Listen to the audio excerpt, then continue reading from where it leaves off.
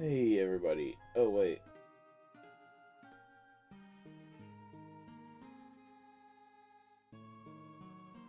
That probably sounded weird. Does it sound better now? I forgot to take the little cloth I have over my mic that protects it off. Alright. I am lacking in sleep cells, so don't mind me if I do a terrible job of explaining placements. All of the spots where I put the things, that should all be right, but if I do a garbage job of explaining that, blame the lack of sleep cells. This one. There we go. Hey, old Ben. It's been this is the first stream of the year, actually. First stream of 2022.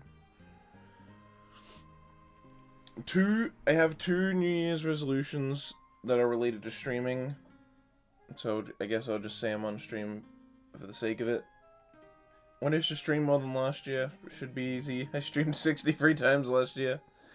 Even if I went and bothered to count the hours, because we did have some long streams last year. Both of the first parts of this tier list were last year. And there was also that Fire Emblem one where I streamed for like 10 hours or something. But even if I counted up the hours, it's like probably not going to be too high, because there are also like the short, like, you know, Katawa Shoujo and Summer Pocket streams and stuff. So, yeah, I don't know. I think I probably actually streamed more in 2020 than I did in 2021. So ideally I'd beat that too, but I haven't checked what that is. The goal is just to do better than last year, because that's at least improvement then. So yeah, but like I said, it's 63 streams, so even if I count up the hours, it's probably still very easy to beat, even if I just never do a big stream this year. As long as I just do a good number more than that, which is very possible and not hard to do at all. I did pretty bad last year. There were a lot of months where I just didn't stream for like an entire month basically and stuff. Or I streamed like once or something, you know. It was pretty bad, pretty bad schedule. Not a great start because it's the 8th and this is my first stream of the year, but I think you can let that slide because I was sorting out, you know, stuff that you need to sort out when it's a new year. So anyway, we're getting started with the ends. I counted there's 120 left exactly, so don't think it's getting done today, especially since I started late. But let's just dive right back in. Whatever. We can move them at the end if I need to. Nagi no Asakara is pretty freaking good. It used to be my favorite anime of all time. It's not anymore because I've seen enough better stuff that Nagi no Asakara just doesn't cut it. But once upon a time, it was my favorite anime of all time. This is back when I did the great burning out of era on romance anime. Oh, I haven't put the other one in? Okay, well, I'll talk about that later then, but we'll come back to that when I put the other one in. I thought I had put it in, but of course I haven't. But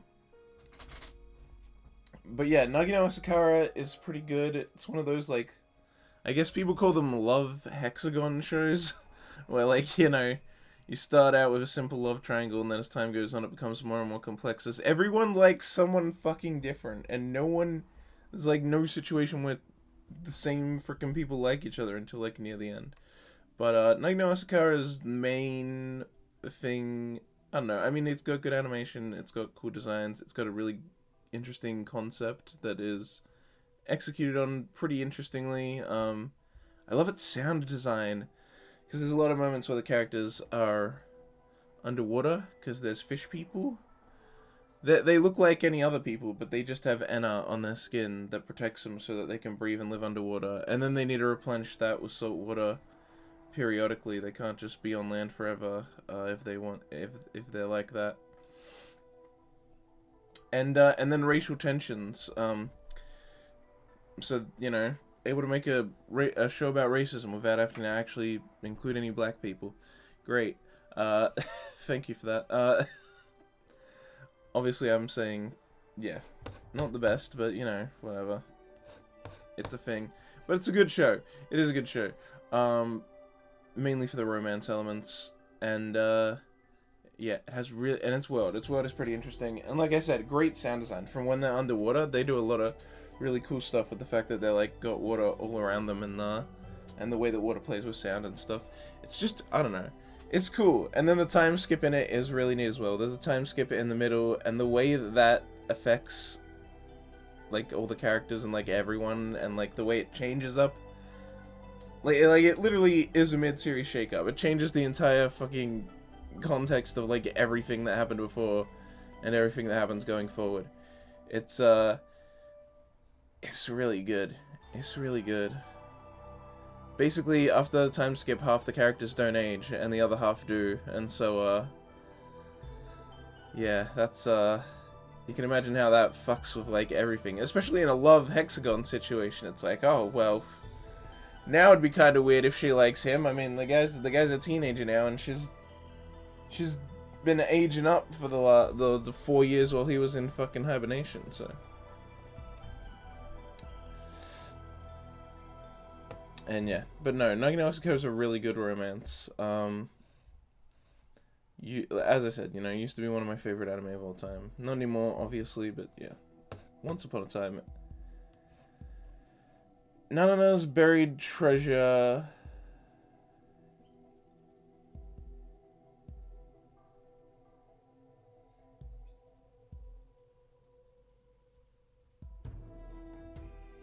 B. I think realistically, if I were to like maybe overall, maybe by the end it's like a C, possibly even a D, because it kind of goes off the fucking rails. But overall B, because it has really good stuff at the start. Nana's Buried Treasure starts out really strong.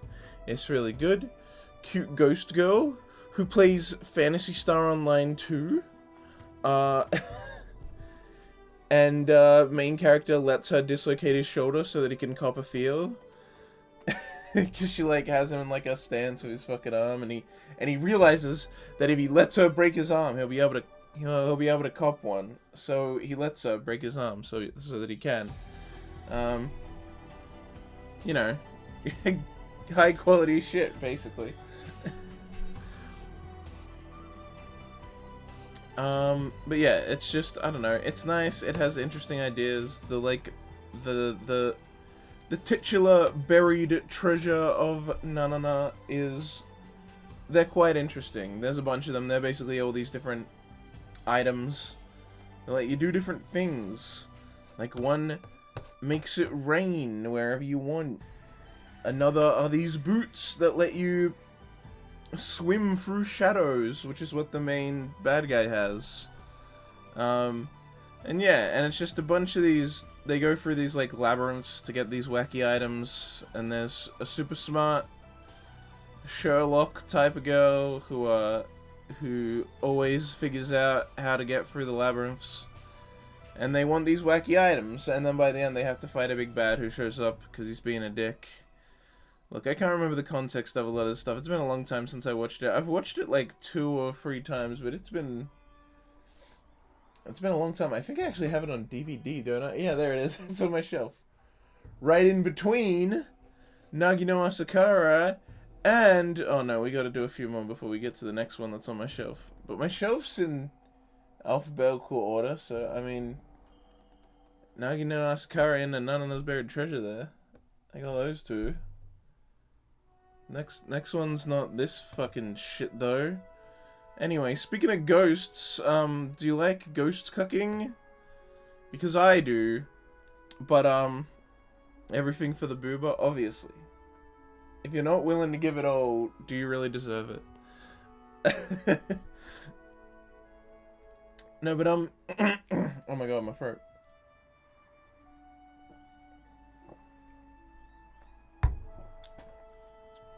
Here we have Natsuyuki Rendezvous, which starts out really good.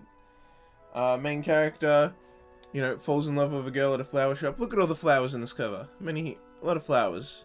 This guy here falls in love with this girl here. She's got a terrible design. The character design in this show is god-awful, but anyway. So basically he's in love with this chick. He buys a potted plant from her every day just so he can talk to her, despite the fact that he lives in an apartment. So his apartment is just covered in all these potted plants. It's a disaster. Anyway, eventually he gets a job working there. He goes up to her apartment, which is above the flower shop, and then he sees, oh shit, she's got a boyfriend. And he kind of freaks out. And so he's like, oh, do you have a husband? And she's like, oh no, I think he might say boyfriend. It doesn't matter. The point is, she's married. She's like, yeah, I got a husband. But then it turns out, no, she was just saying, yes, I have a husband. But then he finds out later that he's dead. But then why did he see him in the apartment? And so he goes back to her apartment. And he finds out that basically, yeah, her husband's dead, but he's a ghost stuck to the apartment. But only he can see him. No one else has ever been able to see him before. And so they have a bit of a talk. And basically, it becomes ghost cucking. Because this guy's a ghost that no one else can see. And he can go through floors and walls and shit.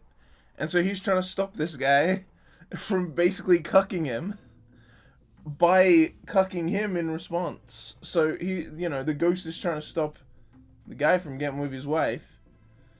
Meanwhile, the guy's trying to get with the wife right in front of this fucking ghost. It's great. It's ghost cucking, the show. But then it stops being that, like, 3 episodes in. They do a bit of a mix-up, I think, in the second episode, maybe end of second episode, where, like, the ghost is able to possess the main guy's body. And then there's, like, an episode of stuff playing out with that situation, which is kind of interesting, until it's not, because then main guy is trapped in this weird book world, which is the world of the book that the other guy wrote before he died of cancer when he was in the hospital. He wrote a book, and the main guy's stuck in that book now. It's really, really, really, really fucking boring, and he's in there for the rest of the show. And anytime it cuts to him, it's like, oh my god, this is so boring. Please stop. Everything in the book world sucks so much. It's so bad. It's the most boring shit imaginable. And in my opinion, alright? Don't get your panties in a twist if you disagree with this, but in my opinion, the worst thing a piece of media can be is boring. Because I'm giving my time to view your piece of art, entertain me, or make me think, or make me feel, or do fucking something. I'm trying to support your shit here. I shouldn't be wasting my time getting bored with your nonsense. I don't care if he's like, oh, but this means a lot to me. That's great, but it means nothing to me, bro, and I'm just bored, so get out of here. And before anyone tries to tell me, I don't know, I could see someone trying to make a weird argument in response to that argument. I watch all anime legally. I'm just gonna say that right now. So yes, I have supported everything on this fucking list in a legal manner. You're welcome. So don't even tell me that I don't have the right to be mad that I gave time and support to this, because I did, and I regret it. But I did actually finish it. I didn't actually drop this. I watched the entire show despite how fucking boring it was, because the concept was so interesting at the start that I had this hope that he would get out of the book world and we'd get back to the fucking ghost cucking. But it never did. We never returned to the ghost cucking. He gets out of the book world in the final episode.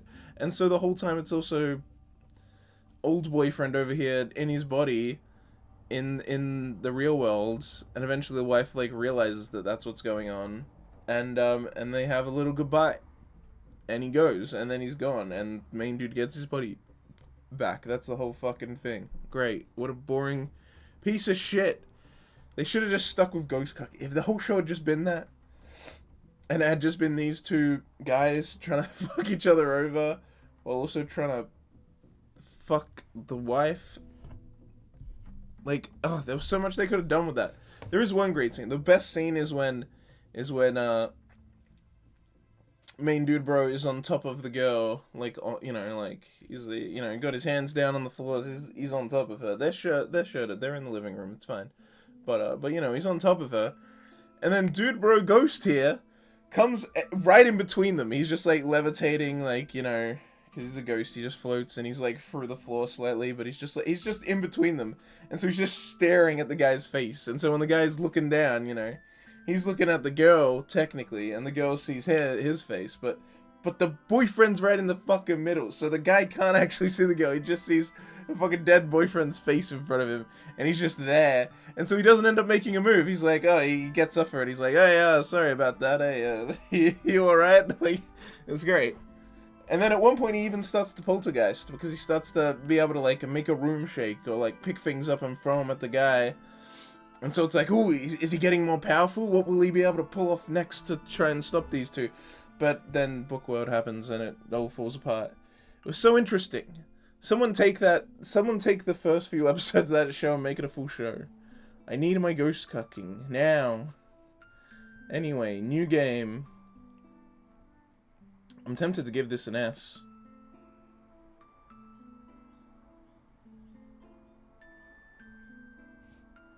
For now, I'll give it an A. This is another one like these two, where maybe it could be an S. We'll think about it. We'll think about it at the end. New game is really fucking good. Despite it being a show about cute girls making video games, it made me cry. The second season did, at least. Yeah, it's just a really good slice of life. Not even really a slice of life. No, yeah, it is. Sorry. I don't know why I said it wasn't. That was weird of me. Remember, sleep deprivation. It's a slice of life set at a game company, and cute girls work there, and they make the vidya. It's great. And it's like a big video game studio. It's like a real one. It's not like an indie one or anything. So you don't actually meet everyone who works at the entire studio, but you meet a good chunk of girls that work at, like, in different departments. So mainly the art team. You meet everyone who's in the art team, and then you meet like two. Well, actually, you meet one programmer in season 1, and then in season 2, there's a new character who's a programmer, and a character from last season who becomes a programmer, who wasn't a programmer in season 1. She was a playtester in season 1. Anyway, it's a great show. Bunch of girls. They're all fucking gay. Umiko, I think her name was, and Nene are gay, extremely gay. They're hyper gay. They're super gay. They're super mega special awesome gay. You can't convince me they're not, and if you do, I will murderize you, because they're gay. Trust me, they're gay. They go on dates. It's very cute. It's very adorable. Yeah, I just fucking I love a new game. Made me cry. Made me, I don't know. It's just a good show, alright? And you see things that are realistic to game development. It was funny. I think it was Canapa Effect, I think was the YouTuber. He was able to get an interview with someone who worked in the Japanese game industry, and he asked him a bunch of questions about how realistic New Game was to real Japanese companies and the Japanese video game industry. And he basically said all of it was correct, except for the fact that they're all cute girls. He's like, the only unrealistic part is that they're all girls. That would never happen. And then he's like, but everything else, like, yeah, the way they, like, run the company and they work and they, like, have the employees work and everything, that's all there. That's all, like, real, apparently. Which is funny, because there were people calling out how unrealistic it was. So he went and did that, and it was, like, so satisfying. That's some real shit. And the game's fucking great. If you like cute slice of life shit, I mean, go watch it. It's like, that's basically what it is. It just has that extra kick for me, you know? Since it really makes me care about the characters enough that I cry for them, at least in the second season. I would like for it to get more, but I also highly doubt it will. I think the gap between season 2 and right now is, like, way longer than the gap between season 1 and 2, which probably means it's, as far as anime is concerned, it's done. It did its job, which was to sell manga, sadly. Hey, here's the next one that I have a DVD of. Welcome to the NHK. This is S tier, no question fucking about it. Well, come to the NHK is an S tier show. It's really fucking good. Watching, like, even just on a, like, moment to moment, episode to episode basis, it's so fucking good. It's just, like, wacky shit. I love all the, like, basically cuts to, like, imagination sequences that it has where shit just gets wild. Watching Sato, or is it Satoru? It starts with Sa and there's a T in there, I don't know. But watching his, like, mental state just be, like, completely out of whack, because he, like, I don't know, he gets, like, worse in some episodes, better in others, but it's all over the fucking joint. He's an absolute deranged lunatic, and watching him have to deal with that and try to justify weird, crazy shit is like, interesting, and also, like, slightly relatable, at least at some points, and, like, just sad in others. The actual author of Welcome to the NHK said that he wrote it because he was a hikikomori and he was trying to stop himself from being one, by writing. He's like, what do I write? I'll write my way out of this. I'll write a popular manga and force myself to have to go out, and then he didn't. By the end, in the author's notes at the end, he's like, yeah, no, I tried that, this is why I wrote it, and it didn't work. I'm still a hikikomori. But you can feel that in the work. Like, it's so obvious the person that made this knew what it was fucking like to be, like, terrified to go outside, and the reasons that can happen, and what you end up wasting away doing when you're in that kind of situation. It's so fucking expertly made. Great characters, great, like, arcs, just, like, so much interesting shit. So many good quotes as well. Like, holy shit, this show's, like, jam-packed with really good fucking quotes. The tier list returns, by Gay Ray. Wait, what? Why are you Ray_net now? Why do you keep doing this? I can't handle this volatility, Ray. You need to seek help. You can't keep changing your username.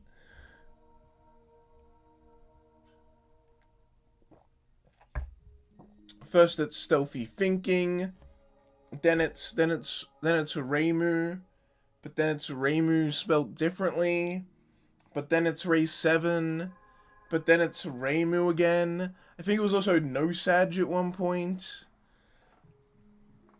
I can and I will Re. Why do you do this to me? Now you're Raynet. I can't. This one is cooler than the other Rays. Come on now. Ray 7 was the coolest. So don't you dare insult Ray 7 like that.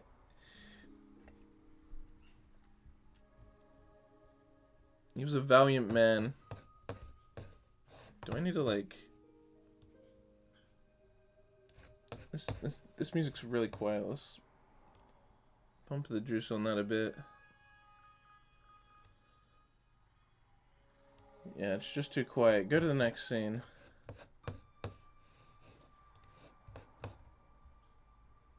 Is this one also too quiet? Oh no, there we go. There we go. Alright, music. Yeah, whoa.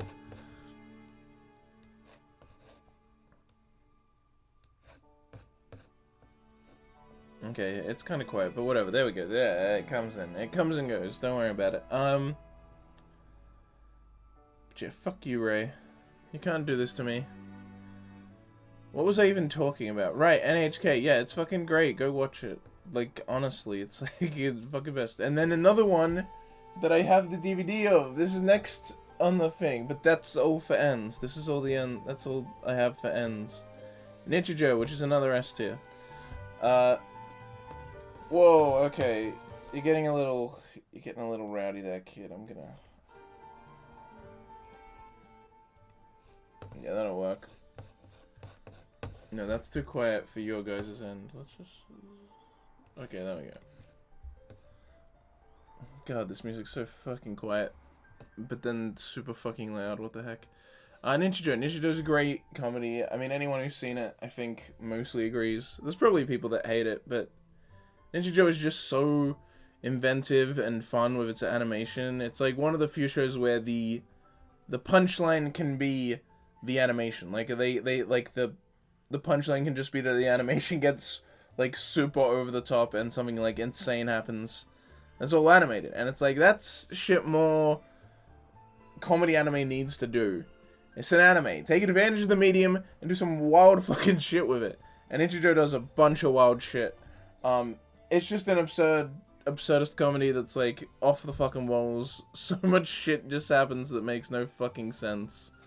But it's great. It's a seriously fucking great comedy. Easily the best anime comedy I've ever seen.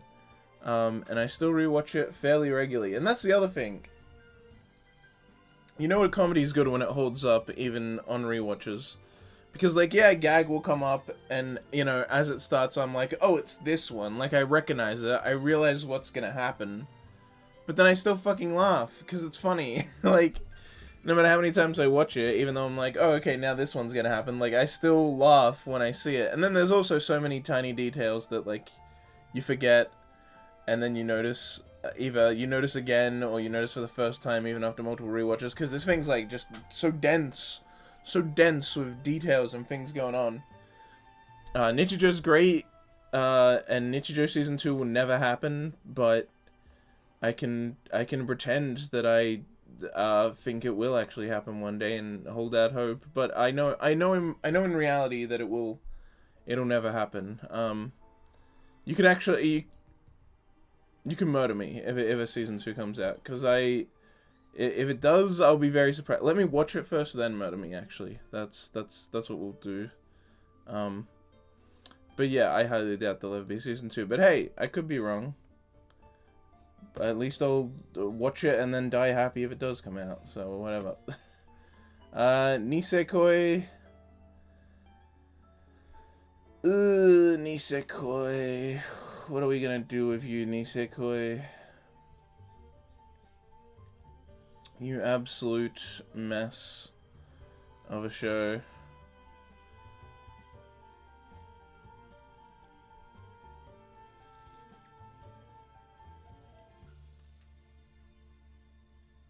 I guess B.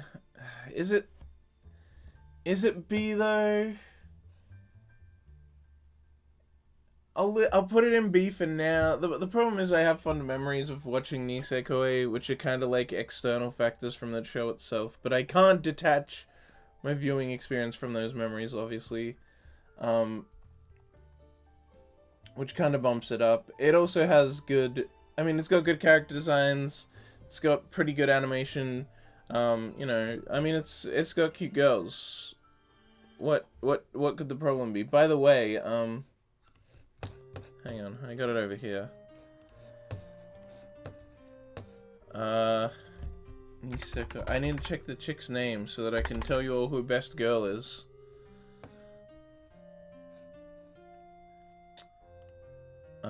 Okay, so early on, Onodera Kosaki is best girl.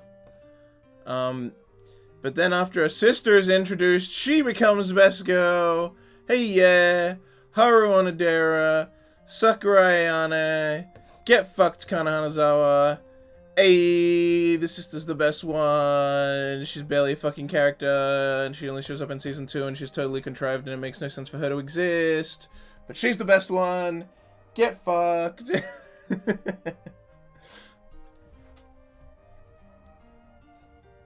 Yeah, the sister of Onodera is the best character. That's what you get. That's my take on the situation. I know that, I'm pretty sure that is the least popular pick, right? Yeah. Yeah, probably. Yeah. Yeah, going by the people that have those characters on their favorite on Mao, she has the least, so it's probably the least popular pick. But she's the best one. Get fucked. I don't even think she's a realistic option. I think she's kind of just a joke option, but she's my waifu, goddammit. Yeah, Nisokoi, the Season 1 is pretty great, but eventually it just gets way too fucking absurd. Like, eventually it just makes no sense. Like, it just makes no sense. You know, like, I assume, like, you know, the author made it. He had this concept of the main guy's locket and all that, and these two girls that he both remembers from his childhood, and he made a promise with one of them, but he doesn't know who, and he has this locket, which basically confirms who he promised to get with. And then, you know, the manga was popular, and so it got continued, and they didn't want to cancel it, and they wanted to keep making more and more and more, and so the author had to find absurd ways to extend the story, like when the one girl puts the key in to see if it works, Chudage does, and then it fucking breaks, and the key breaks, and the part broken of it is stuck in the locket, and so then it has to go and get sent off to get fixed, and that just happens kind of off screen in the background. Someone's fixing it. Don't worry about it. It'll happen later. It'll be fixed later. And then even once it comes back, he's like, "Oh, I don't know who I made the promise with, so I won't open it to not make, because I don't want to make any of you sad." And so then it's just like the show just continues on being shenanigans. And I'm like, look, I don't care if you just want the show to keep going, and you also act like. And you want to act like the locket doesn't matter, that was a dumb choice made as a kid, and it doesn't matter what promise he made, it's who he likes now. I'm fine if you want to do that, but then they keep placing this fucking importance on the locket and acting like if he ever opens it, that'll decide everything, and that nothing else fucking matters, and it erases the weight of everything. Because early on it has stakes. It's like, yes, this is what's gonna happen, and then later it's like, oh, it doesn't matter. But when we want to finish the manga, we'll have him open it, and then everything up till now won't matter. Because even if he realistically likes other girls more, he'll just pick whoever's in the fucking locket when we want to finish the manga. It's dumb. If that doesn't happen, good on the manga, but it doesn't fucking happen in the anime, and that's what I'm judging, so. It just feels that way, so, yeah. It just gets absurd. And also they keep introducing more and more girls. I know I like a girl that's added in the late stage as well as my favorite, but it is kind of absurd the way they just keep adding in more and more girls. Like to an absurd degree. It makes no fucking sense eventually. Just the absurd levels it fucking gets to. But whatever. It's pretty good. Season 1's pretty good. Animation's good. I have fond memories of watching it due to the context under which I watched it. So it gets to go in B for now. I can't in good conscience place it in C, but I don't know. Maybe it is a C. I might move it. For now it gets to be in B. Get it, B and B. No game, no life. Shit show for shit dudes who hate boobs, so fuck you. Yeah, I think just B for me. It's cool, but it's not an A tier. Also, that comment I made is not my thoughts on the show. That is a quote from Demolition D's Let's Talk About Anime video. It's a shit show for shit dudes who hate boobs, so fuck you. He also apologizes right after. Because he's talking about how we have accepted mediocrity. Matsuoka Kayano starting point, 12 out of 10. Alright, well, I can see why you would think that. Of course you would. Look, No Game No Life is pretty good. It's definitely got its visual style is probably its best element. I love the like crazy wacky visuals and colors it uses. All that shit is really cool and very interesting, and they did a really good job bringing that world to life with animation. Oh right, this includes the movie as well. No Game No Life 0. I saw that as well. That was really good. That movie was really, you know what? Oh, maybe that movie. The movie on its own is A tier, but overall I'm still gonna keep it in B. That movie's really fucking good though. Show and movie both have great, amazing animation. Story's pretty interesting. They do some interesting stuff with the games, but also sometimes it's a bit just, I don't know. I don't know. Sometimes things just kind of happen, and I feel like there's There's not actually that much interesting stuff going on. Like, the early stuff is like, oh yeah, it's, you know, it's gonna be about, like, crazy strategies and figuring out ways to, like, break the game while following the rules. But then later it's like, no, it's just, the people are just doing stuff. There doesn't seem to be any crazy tactics really involved. But yeah, it is interesting. It is pretty fun. Great animation, cool world, and yeah, it's weird there's no season 2. I don't know why that happened. There's enough. I think Madhouse just doesn't want to make season 2. Because even the light novel author is like, yeah, I don't know why there's not a season 2. Ask them. It's not up to me. I guess it would be up to the producers, actually, not the studio. Probably. I actually will. I don't know. I mean, studios can fund their own projects, but yeah, you probably need a funding from a producer. I don't know why they'd say no, though. Why would a producer not want No Game No Life Season 2 when the first season was so successful? I get that the right holders probably don't care as well, because the figures still make, like... You know, you put out any Shiro figure for, like, $500 and it'll sell like fucking hotcakes, regardless. And they still do. They still regularly put out, like, new Shiro figures. It's actually crazy how fucking many she has, but... I don't know, man. You probably should make a second season. Because there's enough light novel content to do that. There might even be enough for a third season, to be honest. Next we have Non-Biori Nyampasu. A tier. A tier for the Nyampasu. Non-Biori's fucking great.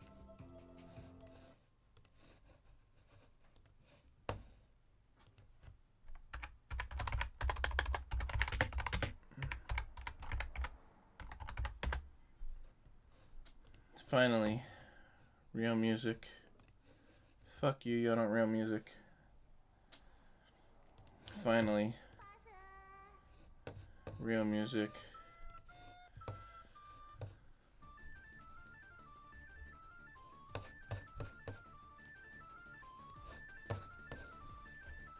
Just enjoy that while I tell you why Nyampasu is fucking great. So, Non-Biori is fucking great. It's got 3 seasons now. They're all really good. It's just very simple, cute, slice of life stuff. Very Yashike. You know, I love the vibe of like, the countryside. Like, Japanese countryside is, I don't know, it's a vibe, it's an aesthetic. But they're just, you know, they're just out in the countryside, fucking chilling out. Being dorky kids, hanging out, having a great time. And it's really freaking funny. It's a great, funny comedy. Great characters. I don't know what to tell you, man. I like the style. They, like, go through all the seasons, and, like, seeing this countryside in all the different seasons is also really fucking interesting. And it's like, I don't know, I just love the look of the show. I love the animation. I love the Yashike-ness of it. It makes me happy. It's one of these shows that just, you know, when it ever... Actually, I didn't even watch it while the first 2 were airing. I watched it I watched the first season while Repeat was airing. And then I watched Repeat after it had finished airing. And then I watched Non-Stop while it was airing. But yeah, when I was watching it, it's just like, you know, it's a chill vibe. It's just one of those shows that I just watch. And it makes me happy. And I like to be happy. I mean, it's part of, like, this one's definitely a big player into why Yashike is definitely my favorite genre. It just makes me happy. I watch it, and I'm happy, alright? And, to me, that's extremely valuable. Because, I mean, it feels like that should be such a basic thing, right? Like, oh, of course, if a show is good, it makes you happy. But, like, there's something about good Yashike anime.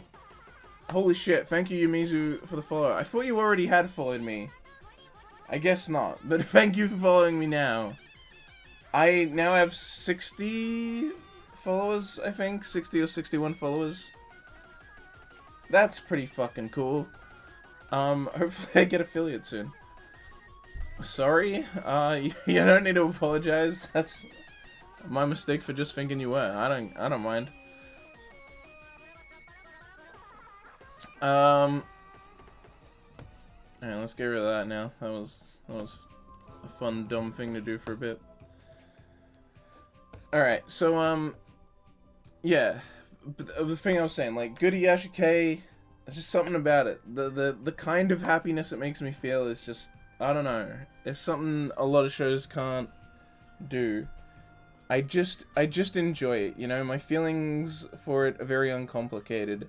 I watch it, I get a big dumb grin on my face, I'm happy, I smile, and then I go to sleep. It's a great time, and to me that's incredibly valuable. That seems like such a simple thing. It's like, shouldn't that be in being? No, to me that's like so incredibly valuable to be able to do that. To just uncomplicated, just enjoy it. No need to try and force myself. I just enjoy it. And it's good, and it's healing, and it's a Iyashikei, and it makes me happy, and that's like, if you do that much, you're basically guaranteed to be an A tier. There are some Iyashikeis in here that are pretty good, but they're like, there's just something about the blissness that Nononbiori gives me. And it's so fucking well animated, guys. The environmental shots in that show are so fucking beautiful. Oh shit, it's the fucking NTR show. It's the NTR show. What is this thing called? Oh, what is this anime? What's this, like, the title of this fucking anime? Yeah, Netsuko Trap. But the T and the R in trap is spelled with the T and the R are capitalized, and the N in Netsuko Netsuzo is capitalized. So it's like it says NTR. Yo, it's a fucking NTR show. What do you want from me? I can't. It's not good. It's bad. It's a short. So like I think it's like 9. Maybe 11 or something episode. You know what? I have the fucking Mal page right here. I can just check. 9 minutes per episode. And yeah, it's not very good. These two date. But this chick steals this chick, and they become lesbians. And so they NTR their boyfriends basically. Yeah, it's pretty fucking dumb and stupid. I think I only watched it because each episode was 9 minutes, that like once I started I'm like, I might as well finish this dumb shit. There's some alright moments. You know, there's some cheesecake shots where it's like, oh, that's kinda hot. But overall I'm not into NTR, so I mean, I'm just liking it on a very basic level. It's not like I want to be in anyone's shoes in this show. Yeah, I don't know. It just exists. It's short. It's not very good. The stories, there's kind of a story, but it's kind of boring and flat. And I don't know. Gay girls. Alright, that's why I watched it. There's gay girls. What do you want from me? They kiss sometimes. I enjoyed that well enough. But overall, it's a D-tier show because it's not very good. Oh man, we're about to get into a lot more not very good shows. This is... What is this show called? Like...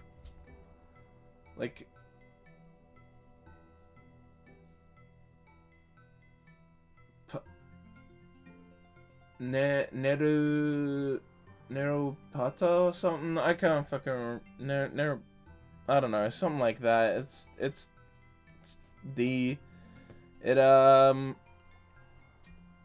another short, very short episodes. This one's weird because it like tries to be deep, but it just gets, I think it's kind of, I don't know, it just doesn't really work. Basically, you know, one chick's like, oh, my sister's dead, she died in a car crash, so I made a robot that has her personality. Wacky hijinks ensue.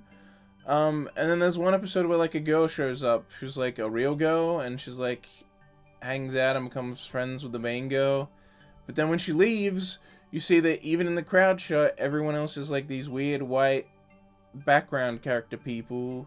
But she's, like, in amongst them, and it's like, oh, are they Are they really like that, and they're just weird background characters that are all white blank slates, and she's the only real one? Or is that just limited animation, and it, like, fucks with your mind, kind of, and then you find out they are really just boring background people, because she's in a fucking simulation.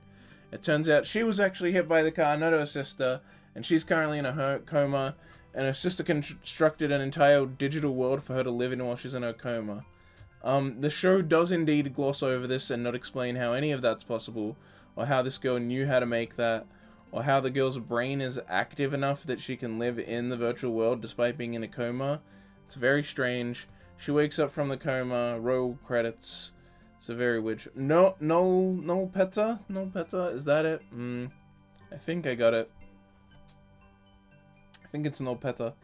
Cause, yeah, the sister's name is Null. Main chick's Peta. Yeah, it's not very good. The gags are kind of lame. There's some interesting episodes or gags. I do like the girl that's like a real girl that shows up in that one episode, but she's only in one episode. But she was pretty fun. In episode 2, they go to space, and that's kind of funny. But apart from that, I don't remember too much about it. I know that they do that really dumb, annoying joke where the sister's bad at cooking. And so she, like, you know, she cooks something. And, oh, it's a purple censored thing concoction. Wow, I haven't seen that in a trillion other anime before. And then she tries to get the main character to eat it, but she doesn't want to. But then she's forced to, and then it's gross. Wow, let's do that every single episode, guys, because that gag's so fucking funny, and I haven't seen it a billion other times in every other anime. Stop doing that joke. It's not funny. Our girl character can't cook and makes weird purple censored It's not funny, alright? It's not funny. It's not funny when one character likes it. It's not funny when they all dislike it. It's not funny no matter what you do, alright? It's not funny. It's not funny. Stop doing it. Stop doing it. I thought we left that bit behind in fucking, like the early noughts, back when, like, harems were popular, because that would always be one of the harem girls' fucking gimmicks. Please. It's in Slime. It's, like, the one main really bad part about Slime Isekai, and it's in this fucking show, which is also a fairly recent show. Stop doing it. Stop. I hate it. It's not funny. It's never funny, and you just do the same joke over and over, and every time I'm just like, why do we have to do this? That's my... It's so dumb. I hate that fucking bit. It's always bad. It's never funny. Never. It's never once made me laugh. Here's Nyonko Days. It gets to be in D. It's saved from going lower because it's so forgettable. Each episode's like 4 minutes or something. And it's just these weird little creatures. These little creatures here on the cover. They're people, but they're like cat people, and they're really tiny. They're like actually that tiny compared to the girls, and they're I don't know. This chick like goes to school or something, and these little cat girls rummage around the house and do shenanigans, and it's cute. That's all I remember. Maybe it's worse, maybe it's better. It's very forgetful. I watched it once, all at once, after it finished airing. Because it was so short, it was like 3 minutes an episode. I'm like, I can watch that. I binged it all in one sitting at uni, and then I barely ever thought about it again. You can just go in D because it's so forgettable that I don't know, it's just there. It's whatever. One Punch Man, Season 1. That is an A tier show. Not quite S, but A tier. This is actually new to the tier list this year, because I only watched it this year. One Punch Man. It's just Season 1. I haven't seen Season 2. I heard a lot of negative things about Season 2, and watched the Season 2 trailer, and saw a lot of negative things, so I didn't watch it. I'll just read the manga at some point if I want to get the rest of it, which, I mean, I kind of do want to get the rest of it. I'll probably do it. I'll probably read the manga at some point, because then I can get the good story still, and the manga would probably be better animated than the second season anime. It would even be... I'm kidding. But, you know. It's really good manga. It's high-tier manga. It's, like, some of the best manga art. And then the anime is, like... The second season's, like, really low tier for anime. So, first season's really good, though. Shingo, my fucking boy, the man, he fucking whipped his big dick out, slapped it on the table, and made the show fucking amazing.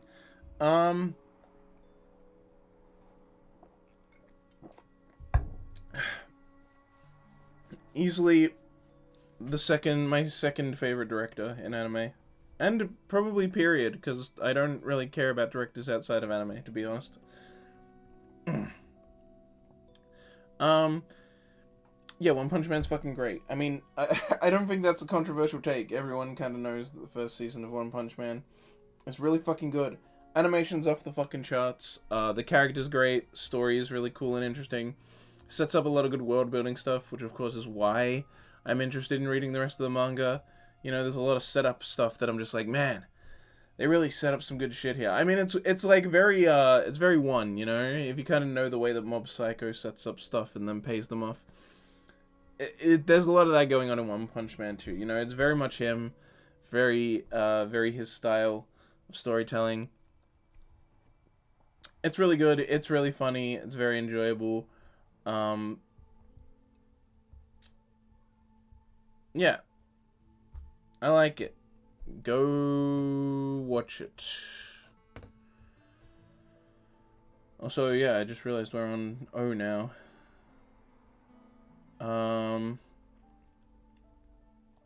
This is One Room. Gonna give this a B. Actually, I might give it an A. I might give One Room an A. Fuck you, fight me. One Room's an A. Alright, bitches. One Room I actually can't in good conscience put it in A. I had to put it in B, actually. Here's the thing. There are some arcs in One Room that are worthy of A, but then I remember all the arcs I dislike, and so then it goes in B. One Room's a weird show. First season has 3 girls. And you watch... Each episode's like 16 minutes, I think, or like 12 minutes. And sometimes it's first person, but then it also cuts away from the first person view fairly often, but you never see the main character and the main character never speaks lines because it's meant to be you, and so you see the girl and she like talks at the camera, and then you don't, you know, and then the main character doesn't say anything, and then the character will like talk again in like response, and it's like, oh, you're meant to say things. The problem is it gets it wrong most of the time, at least for me. So there's actually there was one time, oh, what was the line? I can't remember the fucking line. That's terrible because I wish I could mention it now. But there was one time where the show actually got what I said perfectly, which is like weird as well because it's like it's something I wouldn't expect a show to bank on, like being the thing that you say. But like, there's some line where like the chick says something and I said something to the fucking screen as I was watching the show, just as like a joke. Like I was kind of ragging, you know, like she said something and I was like, oh, like I said something back, kind of like a quip, you know, kind of verbal sparring, flirting kind of stuff basically. So I just like said it back as a joke to the screen, and then the way she reacted was like exactly how someone would react, and she even like said like, why would you say, and then like one of the words, and I was like, holy shit, they fucking called it. Holy shit, they fucking called it. Which is weird because I wouldn't expect a show that's clearly aimed at a very specific kind of person to like be like, oh yeah, the viewer will flirt and verbally spar with this person. I'm like, no one does. No weebs are gonna fucking do that. No nerds know how to do normal fucking flirting and like shit like that. No one's gonna fucking do that. But apparently, I mean, I did. But I don't know.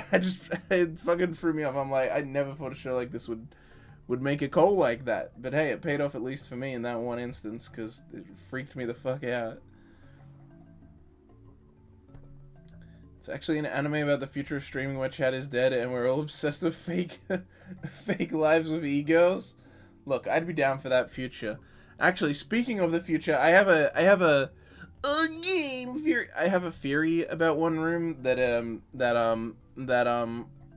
one of the girls is a time traveler, or at least she lives in or she's immortal, or the bathhouse that she works at has time traveling properties. You know, just just cause. But no, there's so the first season is 3 girls, second season is 2 new girls, and 1 girl that was the same as the first season. And then season 3 has like 2 new girls, but then instead of having a third arc, because usually the arcs are like 4 episodes, so you know, you do 3 arcs, adds up to 12. But instead, in the middle, they do 4 different episodes that are about past girls. So they have one of the girls from season 2 gets an episode, the one that's voiced by Takahashi Rei, who is the best one. She's the one there. She's the one there. That one. She's the best one in the entire show, across all seasons. The little sister from the first season gets another episode. In season 3, you find out she's like going to college or some shit in Tokyo. And then I can't remember the other girls that get new episodes. Maybe each of those get 2. I don't know. I can't remember, alright? Point is, One Room has some pretty good arcs, but it also has some bad ones. So sometimes the arcs are good and the girls are really cute, and sometimes they're bad. But yeah, the girl voiced by Takahashi Rei, she works at a bathhouse, and so you also work at the bathhouse, and you're like childhood friends with her. And she's also the one that said a line where I said the thing back, and she actually responded appropriately, and I was like, what the fuck? But also, yeah, she works at a bathhouse, and there's like this weird there's this weird scene in like episode 2, I think, of her original arc in season 2. Either the second episode of her arc or the third episode of her arc. She like, cause she's the second girl, so it's not actually the second or third episode, but she says like there's like this little like speech she gives to you at one point when you're like playing with fireworks, and I mean, maybe I'm just getting the wrong reading from it, but to me, that dialogue seems to suggest that she was alive during World War II of Japan, which is why I say I think she's a time traveler, or the bathhouse she works in is time traveling, because I guess technically it could just be she's met people from World War II, but like the way she talks about it, it's like if she is just meeting people who were in World War II, she met them while it was going on. So they, I don't know, they came into this bathhouse and the bathhouse transcends time. I don't fucking know. Anime would do some kind of thing like that, but like, and I don't know, it's just the way the dialogue leads me to think that, but she has a smartphone, so I know it's not just set during World War II, because they have smartphones, so it can't be that. But yeah, that's my crazy fucking One Room theory, and I've been thinking about actually rewatching her arc, and maybe seeing if there's more to it, and if there is enough to it, maybe make a short video that I could just upload to my dead YouTube channel as a joke. I don't know, as a semi-serious one. I feel like there's something there. Maybe I'm remembering wrong. Maybe if I rewatch the arc, I'd be like, no, there's not enough here. But it is something that I remember really feeling at the time. I'm like, what the fuck? And I'm like, is this set during World War II? And then later I saw the smartphones, and I'm like, no, it's not. And I'm like, is it time travel? Like, I don't know. Maybe I just got obsessed on a weird idea, but that's the way I feel. Anyway, it's in B because, yeah, some arcs are really great. Some arcs are A tier worthy, honestly. But, first season's pretty bad. I don't like the first girl. I don't like the little sister very much. She has some good elements, but mostly her arc's pretty boring. And then the third arc of the first season is fucking great. That's an actual good one. I felt that. It was good. If you read my review, I talk about why it's good, which is that they actually give you a character.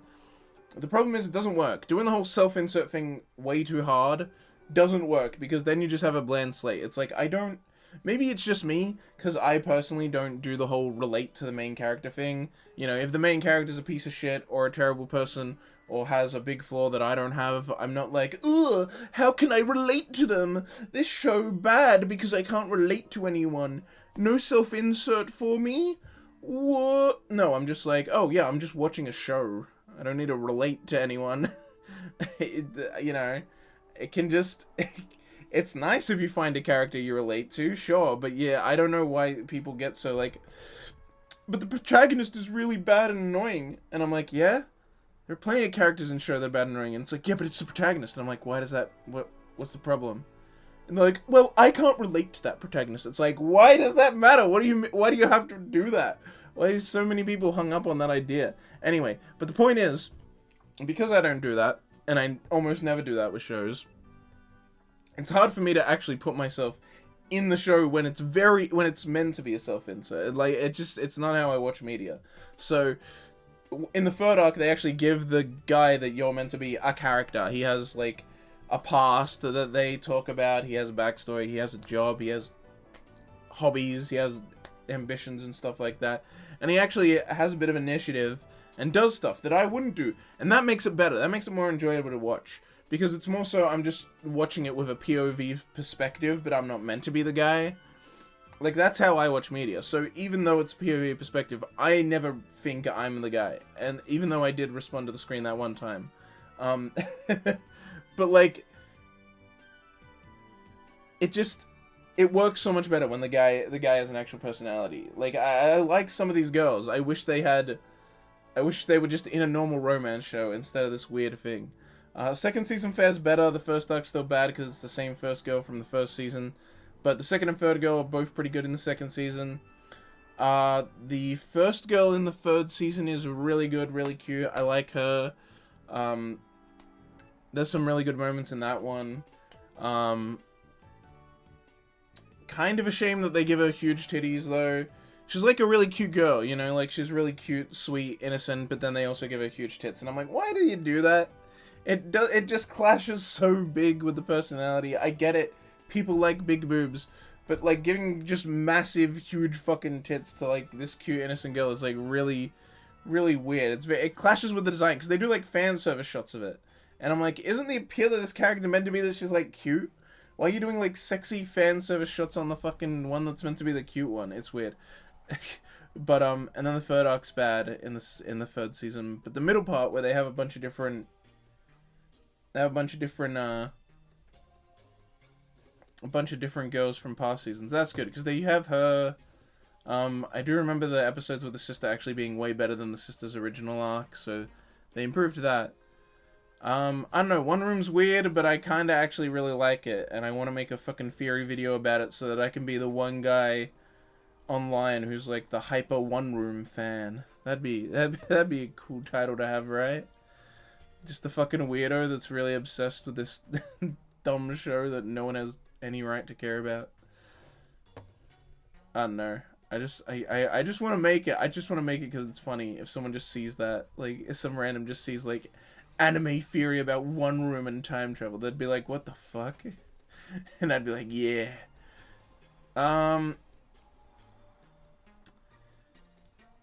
Head, apartment manager Otsuka, I think is her name.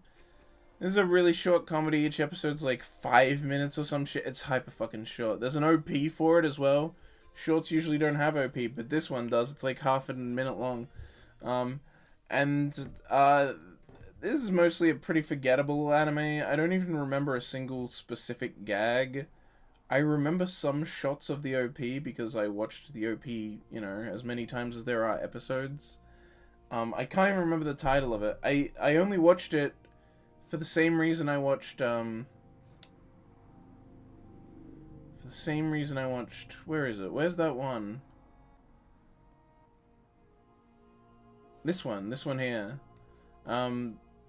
Reason I watched that is the same reason I watched this one, which is just that Yurika Kubo was in it. Main girl here. She's a schoolgirl, but she also is the owner of the apartment that this guy lives in. I think that's what it was. Is that what it was? I think that's what it was. That's the bit. That's the joke. Haha, funny. She's voiced by Yurika Kubo. That's the only reason I watched it. It's very short, so I was able to easily just watch it all in one go. And the characters have to talk really fucking fast because they're in a short comedy. They talk so goddamn fast. This show goes like insane speeds because the characters are talking so freaking fast because each episode's like 4 minutes. And so they're just going off. They speak so fast. I think I remember writing like a short review of it somewhere. It wasn't on Mal. Maybe it was a review I was writing and then I scrapped. Huh. Yeah, I can't remember. Maybe I did, maybe I didn't. I don't know. Point is, yeah, it's not very memorable. As always, you know, D's, like, along with everything from, like, what? This to, like... This is just, like, forgettable stuff. No big opinion on it, really. I guess this kind of goes there as well.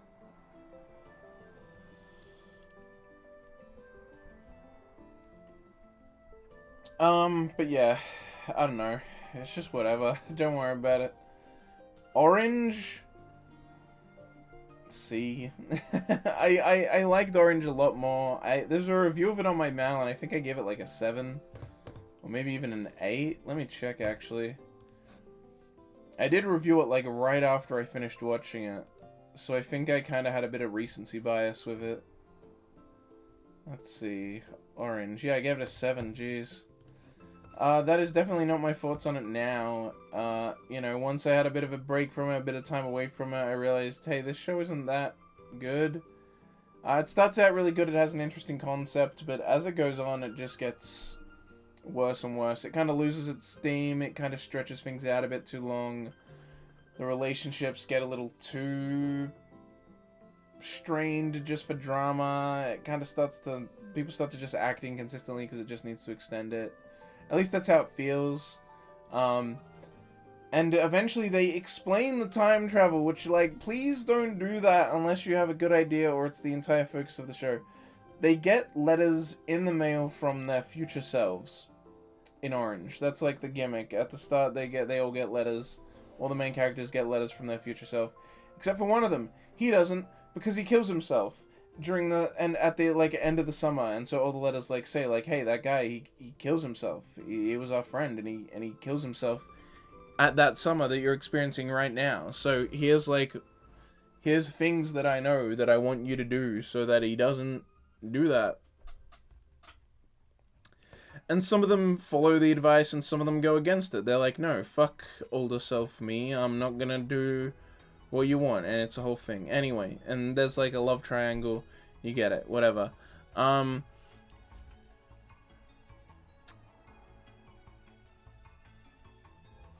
so, but the thing is, you don't need to explain that time travel. It technically is the concept, but it's not about time travel, and you don't use it multiple times. They just got the letters from the future. How did that happen? Just don't tell us. You don't need to explain how the sausage is made, alright? There's a reason that the sausage is made is a fucking saying about how you don't need to fucking explain everything. You don't need to tell us. We don't need to know. We don't need to know. But they do try to explain it. They try to explain it in a flashback / technically flash forward scene where we're in the future where the guy dies. And they, you know, they make the letters, they look at their time capsule, and they write the letters, and they say they're going to send the letters to them past selves. But the way they explain how they do that is fucking ridiculous. Anything I came up with in my head was better. I don't need an explanation. I'm just like, okay, yeah, they just sent them back in time somehow. It doesn't matter. It's just fucking magic. It's just so the show can start. I don't need an explanation. If you're the kind of asshole that watches a show like that and needs an explanation, fuck you, because you're the reason shows do this dumb shit. They explain it as the Bermuda Triangle. That's it. That's the explanation. Oh, we'll use the Bermuda Triangle. That's like what they say. They're like, oh, we'll use the Bermuda Triangle to send the letters back in time. And then the other characters are just like, yep, that makes sense. Let's do that. And then they don't show you. That's it. That's all the explanation. Why? What? Are you fucking, excuse me? The Bermuda Triangle isn't...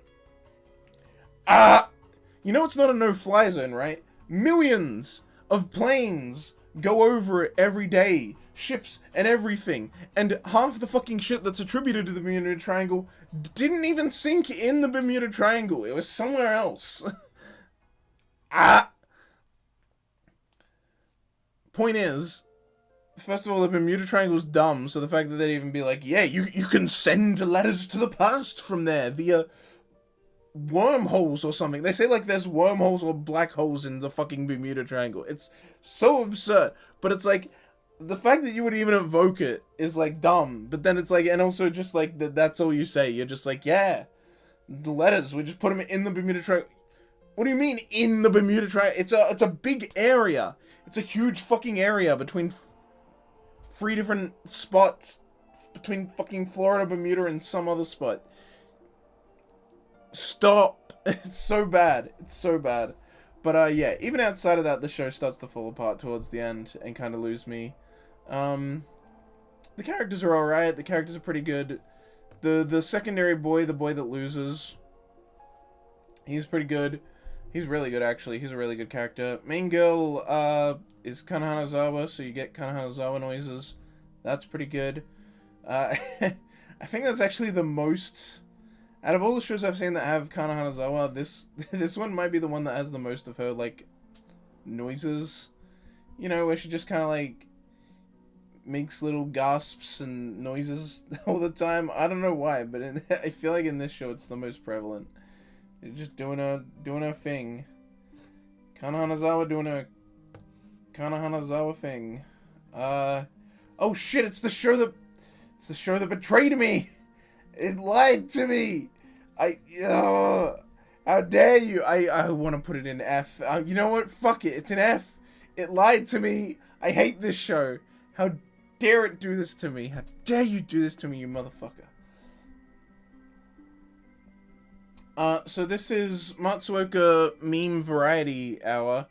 No, it's called, like, Osamake show where the childhood friend actually wins, and so you think, great, childhood friend's actually gonna win. Matsuoka voices the main guy. All the girls are voiced by you know, Matsuoka meme character pairings. I mean, real ones. You know what I mean. And then even all the guys are also, all the other guy characters are voiced by Matsuoka pairings too. And so it's just like, alright, I see what's going on here. I can get behind this. And then I dropped it after 2 episodes because it lied to me. Episode 1 is great. We meet the main 2 girls. The guy's in love with lame, stupid, long black hair, stoic girl who's so kakui desu. Wow, I'm so sick of these fucking characters and they always win. Great, cool. But I have hope. Because they said this is one where the childhood friends win. And there is a childhood friend, and she's cute, and she's ganky, and she's honest about her feelings, and she's in love with the main character, and it's like, this is clearly a better human to exist. If one of them had to die, the other one should die. This is a great person that exists in the world. She's happy, she brings joy to others, she's bubbly, she's jumping around, she's cute, she's a childhood friend, and the show says the childhood friend's gonna win. Great. Please don't be a lying show. And then it lied to me because in episode 2 it's like, oh, well, technically, the girl with long black hair who's stoic and boring and no one fucking likes that character except for idiot anime fans is actually his childhood friend too. What? They both just... No, but he doesn't remember it. But she does. Whoa! So now we can make her win, and we technically weren't lying. Technicality, fuck you for thinking we were gonna do something different. No, we're gonna do the most boring, bland shit imaginable. Make a fucking stoic long black hair girl who's kakui desu kudere, but she wins. Great. So you did nothing differently. You just wrote the most generic shit imaginable, but gave it a title that implied you were going to do a switch up, just so that people were interested, and then you didn't do that. Like, what the fuck's wrong with you? That's like psycho shit. That's like the most fucked up thing I can imagine a writer doing. It disgusts me, it offends me, I hate that it exists. Which is a shame, because again, Matsuoka and like every other voice actor is someone that people pair him up with all the time, so it's like all people he's comfortable with.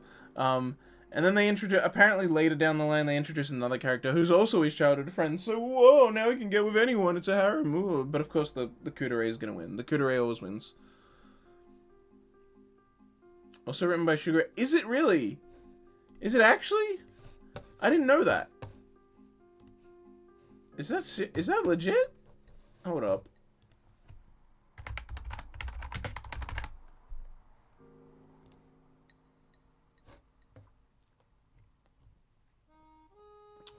Hold up. Like, the script is written or the original work is written? Oh yeah. Oh, the art is done. The art in the, is this a, yeah, light novel. The art's done by her. The story is, Shuichi Nimaru.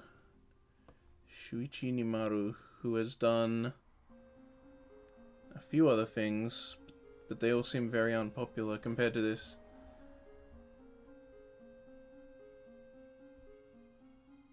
But yeah, I didn't know Shigeru Ui did the artwork. That's cool. She's cool. I like her. Yes, original. Yeah. She did the artwork. She didn't write it. But yeah, that's cool. She's cool. I like her. She's funny. I've seen some of her streams. Good stuff. Good stuff in there. She also made Subaru. She's Subaru's mom. And I fucking love when they did the kindergarten stream and Subaru just keeps calling her mom and she's like, no, I'm not your mom this time. I'm not your mom right now. And then Subaru just cries and freaks out every time she says, I'm not your mom. Because she's meant to be playing one of the teachers. I'm not your mom today. That's a great stream. If you want to see some really funny shit, the kindergarten stream's maybe one of the best Hololive collabs ever. It's fucking hilarious. Alright, Overlord. Oh, by the way, okay, there's actually a few other things why this... I mean, the main reason it's this low is because it lied to me and offended me and I hate it. But the other reason is because it's also not very well made. It's done by... Shit, what this... Dogakoba. It's done by Dogakoba, which is like... Okay, yeah, they make great stuff. They have some really neat animation stuff that they do, even though they make fairly simple shows. They usually make cute girl shows. But the animation in this one is, like, janky. It's, like, the main character has a lot of, like, you know, weird frames where he doesn't look quite right. The animation isn't very fluid or very present at all. There is no CG walking in the crowd shots, which, I mean, respect for that. Because I really expected there to be one. It did like a zoomed out shot and I'm like, oh god, and I'm like, oh, there's no CG, they're all actually drawn, look at that. But, which I weirdly remember, because I was having a conversation with someone about how bad quality it was, and I'm like, yeah, but it's high quality in some areas, it's weird. But yeah, no, it's full of jank, it just doesn't look very good, it doesn't flow very well. Yeah. And then it lied to me, so I dropped it. Like, here's the thing, if the title just didn't lie, I probably never would have even started watching it. That's the thing, like, I don't know if I would have. I also wouldn't have been offended even if I did start watching it. I may have kept going past episode 2, who knows? Who knows? By the way, is this the only thing she's... Whoa! Okay, Shigeru Ui did the character design for Wicross Diva Alive? That's kind of interesting.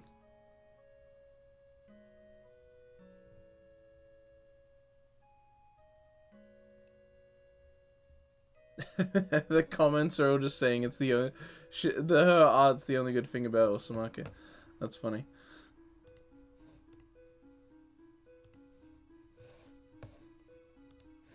Alright.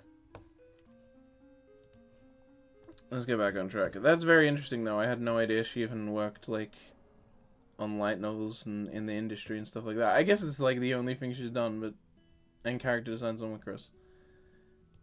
It makes sense. I knew she was popular, but that's interesting. Overlord D. Overlord's not very good. It's...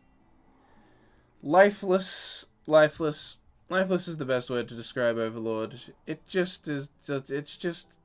I feel nothing when I watch it, you know? I've only watched the first season. I haven't watched season 2 or 3, and there's a fourth one announced. But, yeah, I just watched season 1. I did finish it, but I had no drive to go watch season 2, because again, yeah, it's just lifeless. It's just, it exists, and it's like, alright, yep, I watched it, and I really felt like nothing. I felt nothing. I felt that the fans really didn't understand it, because the way I've heard fans talk about it, and then when I watch it, I'm like, this is... You've misunderstood the point. Like, you're actually... I think you might be dumb.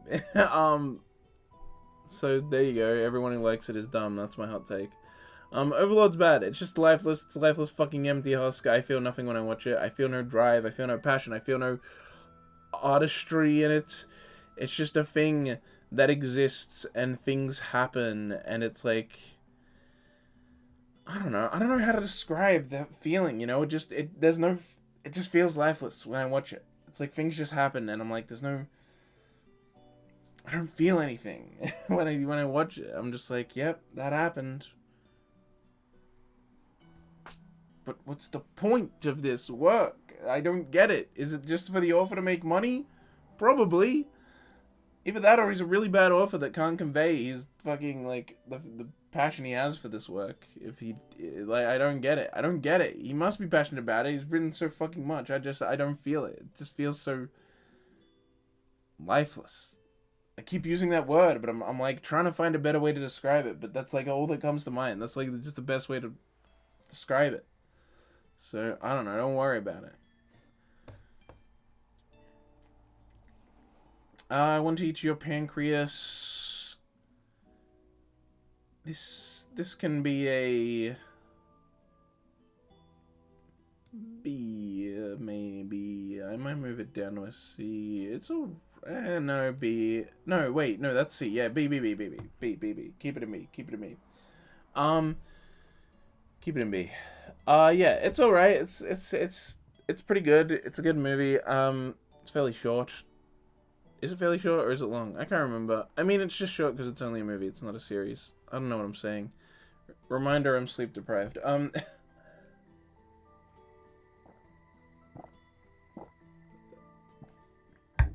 Title lied, not enough cannibalism. Yeah, try telling your mom that you want to go see it. I went and saw it with my mom because my mom wanted to go and see an anime movie in cinemas with me, and I was like, well, this is about to come out, and I told her the title, and she gave me a weird look. She's like, what? And I'm like, ugh, here we go. Gotta fucking explain it to... Anytime you bring this show up, people are like, what? And I'm like, ugh, look, guys, can you please just ignore the title for now? Yeah, it was alright, fairly good. I don't know, it's kind of standard as far as like movies like this go. It has a very predictable sad ending, but it does it well. It pays it off and plays it through it well. Characters are mostly pretty good. I don't know, it's good. It didn't make me cry, but it got a little close at some points. My mom cried while watching it, because I saw it in cinemas with my mom. And then afterwards she was like... It's so funny. She had the reaction that everyone has when they find out that anime isn't just children's cartoons, but made in Japan. She's like, oh my god, I was so surprised that there was death. I thought it was like... I thought it was cute little cartoons. And she was all like, I was surprised how much they felt like real people and all this stuff. She's like, it was basically like a proper movie, but it was just animated. And I'm like, yeah, this is kind of what anime is. It's like actual shit that can be for any age and be anything. It's not like anime in the West where a lot of it's just for kids or for like adult comedies, and that's like it. So that was interesting. She learned that anime is anime. Yeah, it's fine. It's not as bad as a C, but it's not as good as an A. I don't know. I don't even know what to say about it. I can't. It's fine. It's good. I don't know. I for some reason words to talk about it escape. Maybe I'm just. I think this sleep deprivation's catching up with me. It's only been an hour and a half though. Goddamn.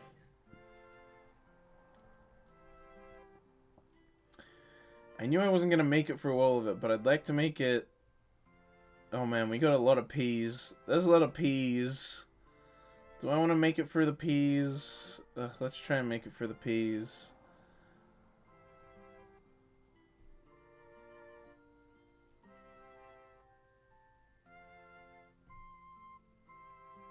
Yeah, that's in P, by the way, Pancreas, because I just called it that. It's based on what the file title is, and the file title for that is just Pancreas, I think. Here we have Parasite. Parasite the Maxim, whatever you called it. B, probably, maybe even C. Because here's the thing, Parasite starts out really good. It's really, really good early on. The early stuff is like fan-fucking-tastic. It just keeps getting better. I really like that it does. I think it makes a really good balance, because there's a lot of shows where, like, you know, there's a lot of shows where, like, the main character starts off as not a badass and slowly over time becomes a badass. But I feel like a lot of shows either do it too slowly or in a weird way, or they do it too fast. Like, they're just like, yep, and he's just instantly cool and badass and used to this weird situation he's found himself in, and that makes no sense. That wouldn't happen. But then, because that happens in some shows, you get to other shows where it's like, yeah, the audience wants the character to hurry up and stop being a wimp. So, they hate it when it's, like, done really slowly, or it's done in a weird way, where it's taking a bit too long, or they're not learning from their mistakes quick enough, because the author's trying to be like, oh, but it's realistic that they won't change fast. And it's like, yeah, but they also won't change this slowly. You've overcompensated a bit much. But I feel like Parasite does it fucking at a perfect pace, because, like, he stays pretty like weakish for quite a while. It's like not until Miggy actually like basically becomes his heart, and he basically has like a parasite made fucking heart, and it's the only reason he's able to live. And then he like starts to go through physical changes and how he thinks and stuff, that it like changes. But like, but it's so good because he still keeps. He doesn't do the thing that some people also make the mistake of doing when they make a character become a badass, which is that they get rid of their emotions. Because, like, oh, someone being cool and powerful means they don't care about anyone else. Look at them, they're so cool. But he starts to become a badass and uses powers ruthlessly when he feels he needs to, and also starts to have a bit less of a care for life. But he doesn't want to. He doesn't want to care less. He just does, because it's, you know, that's how his fucking body's been manipulated. And he but like the way he speaks and the way he like he still like cares about people a lot. He still has that like vulnerable emotional ability to him. He still sometimes freaks out when he sees death. But he's able to, you know, he's able to just man up and make sure he fucking does what he needs to do when the chips are down and a fucking parasite is attacking, and he takes them the fuck out. Yeah. It's a good fucking show early on. It's great stuff. There's a lot of emotional moments that are done really well. A lot of I don't know, there's a lot of really good episodes. There's like some entire episodes that are just all like really good stuff. Some really good directing, some really good cinematography, really good shot composition. There are some shots in this that are fucking outstanding. There's one in particular that I always think about when I think of this show, where he's like trying to tell. I can't remember any of the characters' fucking names in this show except for Miggy, because he's literally just his right hand. So he's called Miggy. But main guy's trying to talk to main girl. I watched this show in like 2 days, which is probably why I don't remember any of the names, because I just binged it in 2 days. But yeah, he wants to tell her about like the fact that he has a parasite in his hand. He wants to tell her, and so he's like debating it. He's like trying to tell her, but Miggy's like, yo, you can't tell her. And then at one point, there's this cool shot where she has his back to him, and Miggy's like full on like out at an attack stance, ready to kill her at a moment's notice if he tells her what's going on. And he's like trying to hold his hand back, trying to hold him back. And he has this like pained expression on his face that just feels so fucking real. He's like, he wants to tell her. She's upset that he's not telling her what's going on, and he wants to tell her so fucking bad. And he thinks it. He thinks like what he would say to her in his head, and just like as he's thinking that, this amazing shot of him like ready to fucking take her out.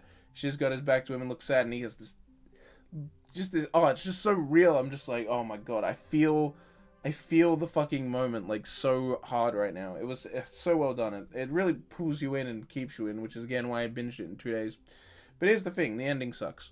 The ending sucks to an absurd degree. After the whole takeover of a building, I don't know, they kill a bunch of parasites that are in a building, but one of them gets away. After that moment, the show just gets off the rails, and it just becomes bad. Really, really bad. Like, are we the virus bad? You know what I mean? Are we humans? Are we the corona the whole time? The planet is healing. You know, that kind of shit. It's just like, oh, the parasites are here to kill all the humans, 'cause humans bad. Look, I agree, humans are bad. Destroying the planet is bad. Look, I'm all for like restoring the planet, and global warming is a serious issue, and it's something I continuously hate and become very jaded about. But the way it's handled in this story is just so terrible. It's very terrible. It's just like, yeah, humans need to die. That's the answer. I'm like, I don't think that's the answer. I don't. Maybe not actually. And it's very ham-fisted, very in your face. Like almost everything that happens is just like, see, the environment's getting destroyed. It's like, okay, but I know that. What are you gonna do about it? And there is no answer, because in the end he fucking kills the like parasite guy anyway, and it's just like, so what's gonna happen now? Nothing. It's just like, it just gets all up in your face, and like just gets like, feels the need to tell you over the course of like 5 fucking episodes how fucking bad the environment is, and it's just like, this is just ruining the show. Like, there's no point to this. You're just like showing shit and being like, see, the environment's bad, and now watch the good guy kill the bad guy. The bad guy being someone who wants to save the environment of planet Earth. And then the show ends. It's like, what? What are you doing? Can you stop? There's so many better ways you could make a show that comments on global warming and environmentalism and all that stuff. If you want to do that as a message in a show, I got no problem with that. Just, you know, do it good and not bad.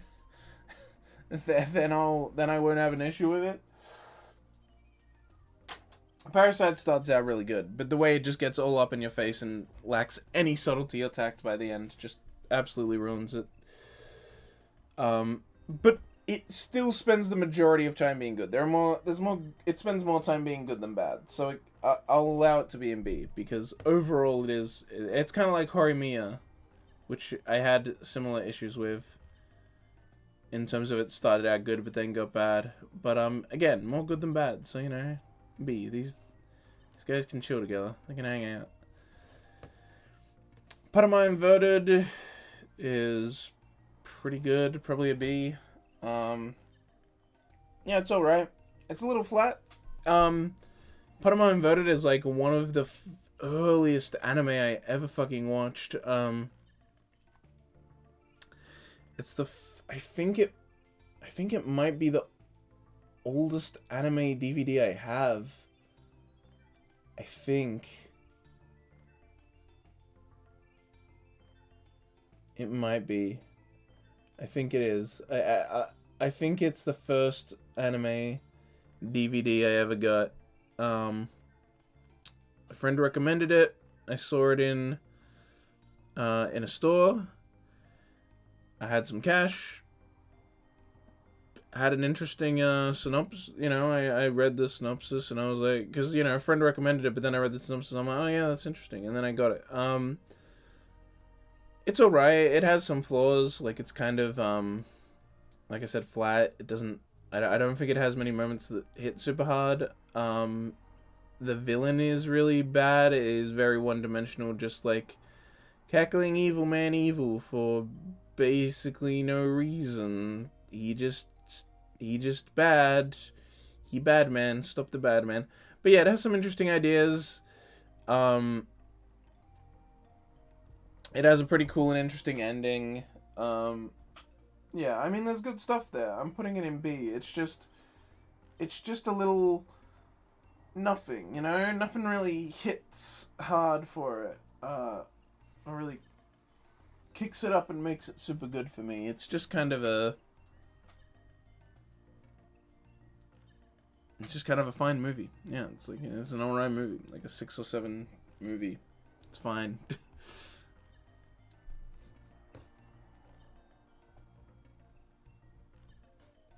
I really don't have much to say about it. Oh, right. I fucking put this on my list. This is Persona 5, the animation, but it's not. I didn't watch the anime of Persona 5. I watched the one episode OVA that came out when the game came out. Which is like a prequel to then the Persona 5 anime. No, it's not. It's something. It's like, I don't know. It just takes place in the middle of it. It's whatever. It's just some Persona 5 thing. D, because I literally can't remember anything from it. Like, I know I watched it, because I remember watching it. I was like, oh yeah, Persona 5's out, and there's this, like, OVA thing of it, and then I watched that, and then I was like, alright, that was a thing. I think because at the time I was actually thinking about watching the Persona 5 anime eventually when that came out. But then when it came out later, I never ended up watching it. I think I remember people saying it was bad, so... dodged a bullet, I guess. I don't know. D, because I literally can't remember anything about it. I don't remember thinking it was anything too crazy good, though. Myriad Column Phantom World, C. I mean, I like Myriad Colors Phantom World a lot more than most people do. I think the show gets a lot of overhate. I don't know. It was just like, you know, it's internet fucking hype shit where like, oh, everyone starts saying this thing bad, and then everyone starts like hate watching it and also saying it's bad, and then it becomes like a joke that like, oh, so bad, good thing. That's not how enjoyment works. If you enjoy something, then it's good. It's not so bad, it's good. It's just good. It being outsider art or it lacking quote-unquote objective quality doesn't mean it's so bad it's good. It just means it's good. You enjoyed it. It's good. But no, most people don't actually think this is good. I mean, it has some good episodes, but it also has some really boring ones. But I don't know. There's just like, yeah, it just kind of has this like hype around it as like being this bad thing. And so I feel like a lot of people watched it with the intent of ragging on it because it was like, whoa, KyoAni made a bad thing for once. Even though they didn't. I mean, there's plenty of good, cool things about it. It's just that, yeah, the story and some of the ideas don't really execute that well. The animation's still really good, which is, like, primarily KyoAni's responsibility. Like, the story's not really theirs. They're adapting something. But, to be fair, they do usually elevate the source material. They do usually elevate their work to be even better than the source material by adding a lot of extra details that the source material didn't have. But in this case, I don't know. Miracle and Phantom's Word is weird. It's definitely not great. It's definitely one of their lesser works. But so many people act like it's, like, bad. And I don't think it's bad. I think it's fine. I think it's perfectly average. Has some good episodes. Has some good moments. Has some interesting powers. Has good animation. Yeah. Also, one of the chicks in the show is Kirby. She's literally Kirby. Her power is that she's Kirby. It's pretty cool. Yeah, I don't know. I mean, I like it enough. I like it well enough. It's in C, you know, that's nothing special, but it's alright. I don't hate it.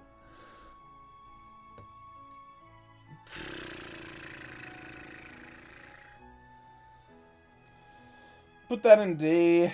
Phoenix Wright, Ace Attorney, which actually has a way longer title in Japanese. It's like... Igiari, a world of objection, stop the bad man thing. I don't know. It's a really fucking long, terrible title. That's way too long. Let me actually find it. I want to find it. I want to find the title in Japanese.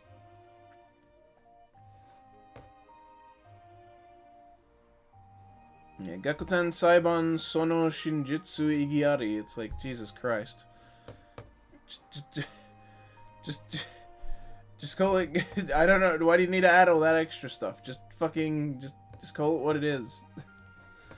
It's very strange. Oh god, the whistles. Get out of here. Get out of here.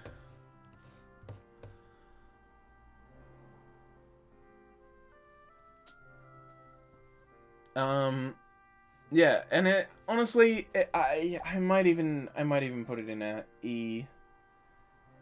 It shouldn't be bad because the story's fine, but to me it just executes on the story so poorly. Like, because obviously the Ace Attorney cases are fucking great. I love the Ace Attorney games. They're fucking hilarious. They're expertly well written. Like, they're so fucking good. But the show just, I don't know, something about it just feels very, I guess lifeless. Like I said, you know what, Overlord should actually be down here. And I'll put that back up. But yeah, look, it's just not good. I don't know. It feels very lifeless and flat and just kind of going for the motions. It's a very close adaptation, which is probably also part of the problem. It's not actually adapting to this new medium. It's just like, yeah, that, but they move sometimes because it's animated. It's like, all right, that doesn't do anything for me. I've read there's nothing here for me. I've read the cases. I've played the games. You're not adding anything. Hey, Yellow Femboy Fritos, how you doing? Thanks for stopping by once again. I'm just saying how the Ace Attorney anime isn't great. I think it's by A1 Pictures. There's a bunch of like A1 Picture anime that's adaptations of games, and they're all pretty bland. It's just too straight an adaptation, you know? There's nothing there for me. I just watch it and I feel kind of bored. I almost dropped it actually at one point, but I think I did finish it. I don't think I dropped it. I'm pretty sure I finished it, but I don't even remember much past the first case of the second game. Everything after that's a blur. I just black out for 5 hours or something. I don't know. It's not great.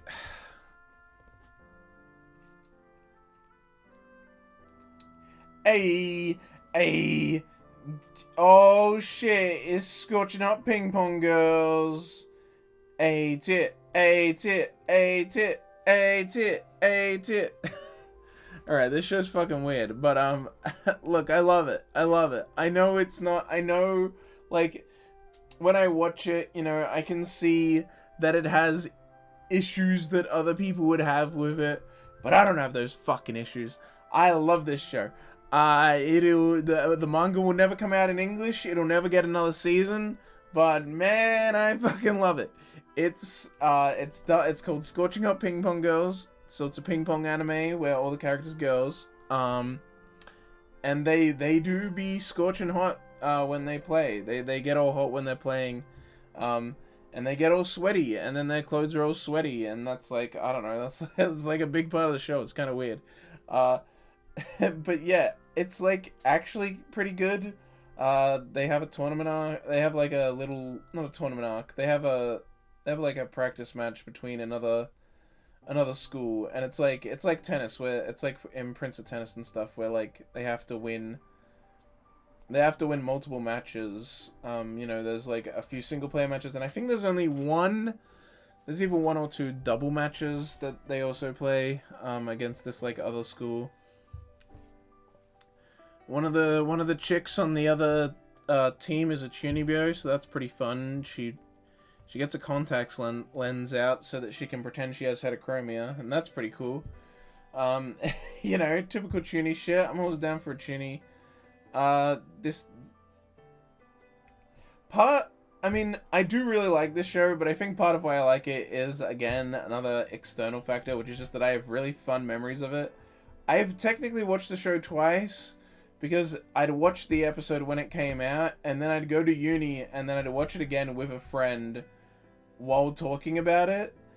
And, I mean, we were just making jokes about it the whole time, and he was really just, like, taking the piss, honestly, watching it and making jokes, but I fucking loved it. It was so funny. Like, we started, this chick here, we called her the chick from New Game, which is a deep cut joke. I mean, partly she does look like Alba from New Game, but there was, like, this meme about a line I wrote in my review where I said, I love the chick from New Game, and so we started saying, I love the chick from New Game in reference to this character, and so then we just started calling her the chick from New Game, and then eventually we just called her New Game. That's like the name we gave her. And then this chick over here has blue hair, and she actually became my friend's actual favorite character. So he started saying, I love the chick, and then he was like trying to think of a way to turn the joke about her into a joke about her because he actually liked her the most. And so then he turned it into I love the chick from Blue Game. And then we just started calling her Blue Game. And it was so funny. We'd be like in the moot lounge at the university watching an episode, and then she'd have like an epic moment, and my friend would just literally in the middle of like all these people just like get up and scream, and it's like, yeah, Blue Game. It's like, and there's just a bunch of dumb shit like that that I associate with the show. So many like inside jokes and just memes and shit. It's a fucking, it was a good time, alright? I can admit that's an outside bias that will only apply to me. But I also did really like the show, which is why I even started showing it to him as well. But I don't know, it's just a fun time. I wish it, I don't know. I wish the manga came out in English, I guess. I don't know. It's not realistic to say I wish I got more anime from it, because that's definitely not fucking gonna happen. But I like Scorching Hot Ping Pong Girls. It's pretty good. It's got good characters. I mean, it's a sports anime. If you like sports anime and you like cute girls and you like cute girl sports anime, you should enjoy it enough. But I do think most people would like it less than me. I kind of like it for, like, even outside of those external points, I just like it for, I don't know, weird reasons. There's something about it that just clicks with me. And I really enjoy it. But then, yeah, there's also those extra stuff on top of it. It's A tier for me, but I know most people probably don't think that highly of it, but I like it. A guilty pleasure, if you will. I don't like using the word guilty pleasure because why would you feel guilty about liking something? Everything's subjective anyway, but that is a term that most people would understand when I'm trying to say I really enjoy it, but I understand why most people wouldn't. But I ain't guilty about it. Fuck you. I love it. Pokoroso, we'll give that a D. It's definitely the worst Miyazaki film. Maybe I need to rewatch it, because I watched it, like, with multiple friends over, and we were all kind of doing stuff, and I think Toast was there, and he was writing Japanese on a laptop, and and I don't know, and, like, other friends were there, and we were all just kind of not fully paying attention to it.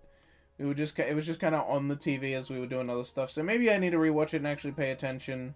I remember the climax being kind of fun, but overall I think I just found it kind of boring and uninteresting.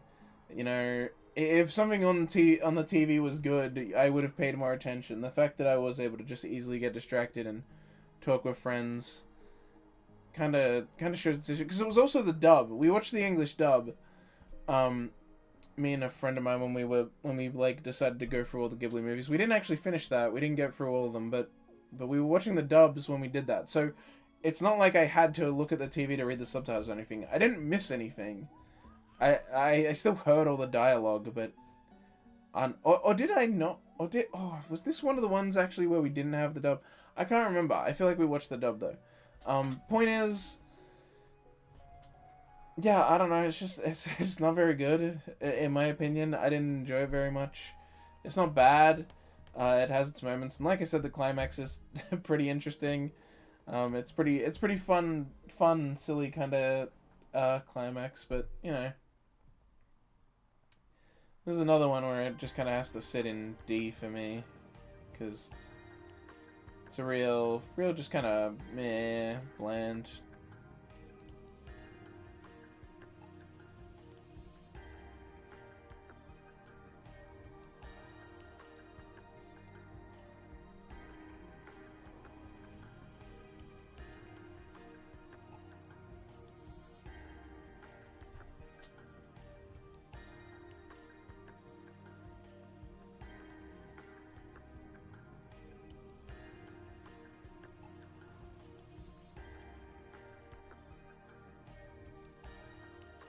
What?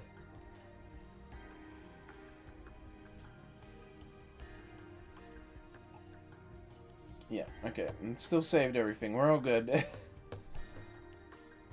I'm actually surprised it hasn't slowed down nearly as much as it did last year. I wonder if they improved, like, the site this year and how much it can handle in a tier list. Maybe they did, because I remember last year, like, it was, like, chugging eventually, and it got really slow. It's clearly still having some issues, but overall it's handling it a lot better than it did last year. But now we get into the Pokemans. Let's go in order of when they actually came out. So this is first Pokemon. This covers Kanto and Johto basically all the time that Misty is there. See, to be honest, Johto especially, I felt was really bland and had a lot of really some bad episodes. There's a long stretch between the 5th and 6th gym that is just so long. It's so long, and all of the episodes in between, like, nothing happens. It's like early Pokemon has a really big problem of there being a lot of episodes where, like, nothing happens, especially in Johto. There's a lot of episodes where just nothing happens. And it's like I mean, like, nothing happens. Like, no Pokemon learns a new move, nothing is furthered. It's purely episodic shit. There's, like, no value in the episodes. And there's a long-ass stretch where it does that. And I think it's because that was when, like, you know, with the first one, they got the anime done, then they did the Orange Islands as, like, a side thing until the 2nd gen came out. And then I think with the 2nd gen, they realized, like, oh, we should just extend Johto so it's as long as until the 3rd gen comes out. But because it was their first time doing that, I think they made it really poorly, and there's just a lot of episodes that are pointless. They get better later with making sure that doesn't happen. I love Pokemon. I love the original Pokemon. You know, I love Pokemon just as a whole. There's a lot of great stuff to enjoy in, especially the Kanto arcs and stuff. But the Orange Island is dumb, and I just remember a lot of unpleasant things from the Johto stuff. There's good Johto episodes, and the openings for Johto were fucking bangers, all of them. But yeah, there's some not great stuff there. I just remember having a really bad memories of waiting forever for them to finally get to the 6th gym, and it was just such a long stretch of just nothing. Advanced is definitely better. Yeah, Advanced is probably a B, to be honest. Advanced is good. Advanced improves a lot on, like, being able to make sure stuff is actually happening in episodes, or that the episodes are at least interesting or fun to watch. It starts to do the stuff that we'll later see expanded and made a lot better in the Diamond and Pearl arc with like the way they deal with the enemy teams. Like, they'll have multi-episode arcs dealing with Team Manga and Aqua. But they're usually not that long. They're like maybe 2 episodes or something. But, you know, it's good. It's good. It's better than, like, you know, because those are like episodes where, like, yeah, something's actually happening. Yeah, the show's a lot better at actually keeping up with, like, making sure episodes are actually interesting. And then we get to the Holy Grail, fucking Diamond and Pearl, which is an A tier. Diamond and Pearl is fucking great. All the Diamond and Pearl seasons are fucking amazing. It's done so well. It's easily the best done Pokemon fucking anime series. Is the Diamond and Pearl stuff. It's so good. All the Diamond and Pearl seasons are fucking phenomenal. They're so good. They're so good. It's, oh my god, it's so fucking good. Look, listen to me. Listen, it's so fucking good. Yeah, there's just so much stuff. All the Team Galactic stuff is great. Like, when Team Galactic stuff happens, it's super interesting because eventually Team Galactic also has Hunter J. So there's like an episode where there's like, there's Ash and everyone, Ash and Co. Uh, Team Rocket's there, Team Galactic's there, Looker's there, fucking Hunter J's there, and it's like all these people all clashing in this thing. And the other thing is like Team Rocket doesn't like Team Galactic. So they're not working with the twerps, but they do work with Looker. So like Looker will be working with Ash and friends, but then get separated from them, but then work with Team Rocket, all in a bid to try and take down Team Galactic, even though Team Rocket and Ash and all that are against each other. It's great stuff. It's really fucking like there's so many like big arcs that are like actual proper arc size stuff with a bunch of different like big Team Galactic events. The whole series just feels a lot more planned out because like all the rivals that they have at the end have been introduced earlier. This is a problem I had with like Advanced and Kanto and Johto, which is that all the like rivals, there's like maybe one rival that exists, but then all the rivals that are like the ones Ash fights at the Advanced actually did alright with May and her rivals for the contests and the Grand Festival, but Dawn's rivals are even better. They set like a bunch of Dawn's rivals up. Ash's rivals are like all set up before. Like you meet them fairly early on, and then you see them at multiple different points. Either they're part of like an episodic adventure, or they show up. They just show up in other areas, and you like see them again. With Ash's rivals, it's a little hard to like have anything big happen, so they just kind of show up. But they keep reminding you, and they're established from way before, which is so much better than just introducing them right before the fucking league starts, because then it feels weak when Ash is like upset about having to beat them or something. It's like you barely know these people, you just met them. But this is like, no, you've known them for your entire journey, and they're built up, and we see them grow and their teams change and stuff like that. And so that makes it a lot more interesting. And Dawn's contest stuff is also great. She has a bunch of great rivals. I like that they also actually make Jessie good at contests. In Advanced, they had her like steal contest ribbons to enter the Grand Festival, and then I think she gets kicked out because they find out she stole them anyway or something. But like in Diamond and Pearl, Jessie legit earns the ribbons. She takes part in contests and wins. Sometimes even beating Dawn in contests. Like she just legitimately is a good conductor, wins enough ribbons to enter the Grand Festival, and legitimately enters it as an actual competitor, and is like good. And I like that so much more. It's like it like really gives her character something more than what it had before. And I don't know, it makes me feel sad that they abandoned contests, because I think it gave Jessie a lot more depth than just... I also don't know why she wouldn't continue doing that, you know? I feel like she would go off to like other regions and do I feel like she'd be much happier doing that. And she's clearly proved that she has the skill for it, so I don't know why she wouldn't... I don't know, it makes no sense for her to stop the kind of character she is, but whatever. I just like that she's actually good.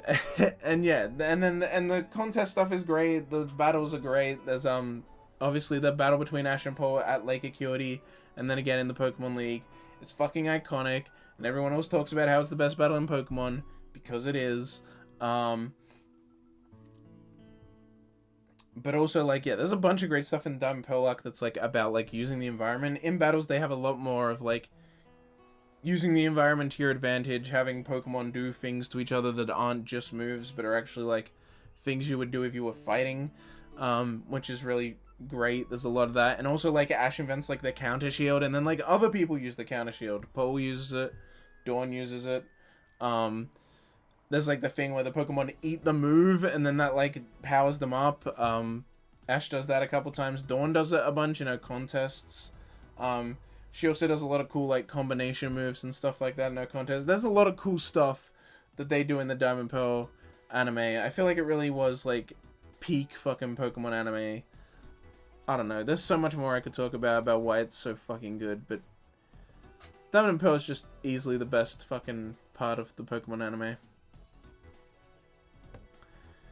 Next we have Pokemon Origins, probably an A tier.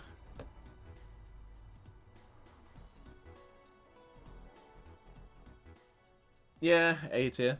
It's fun, it's interesting.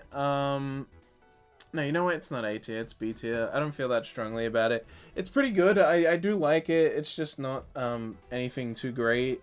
It's also fairly forgettable because I don't remember too much about it, but I do remember enjoying it.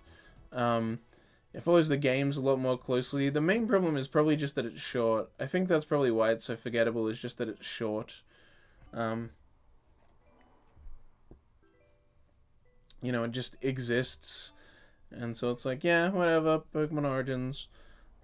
It's good, but it's nothing great. And that probably is just because it's so short that it needs to, like, skip around a bunch and just... It's basically just a few short stories told from a world where... You know, told an anime that's actually following the game story. It's, you know, it's got red, it's got green, it follows the game logic more so than the anime logic, which is different. Yeah, it's fine, but it's just nothing fantastic. It's not. It was a bit overhyped, in my opinion. I think people were just happy to finally have an anime that wasn't like Ash and was actually focused on Red and set in like the video game version of the world, but I don't know. It's too short to be anything special, so.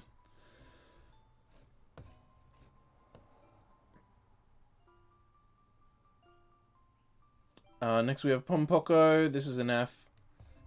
Easily one of the worst Ghibli movies. It's directed by the same guy that directed Grave of the Fireflies, but this is bad for a very different reason, which is just that it's boring. That's all there is to it. It's not very complicated. This music's too quiet.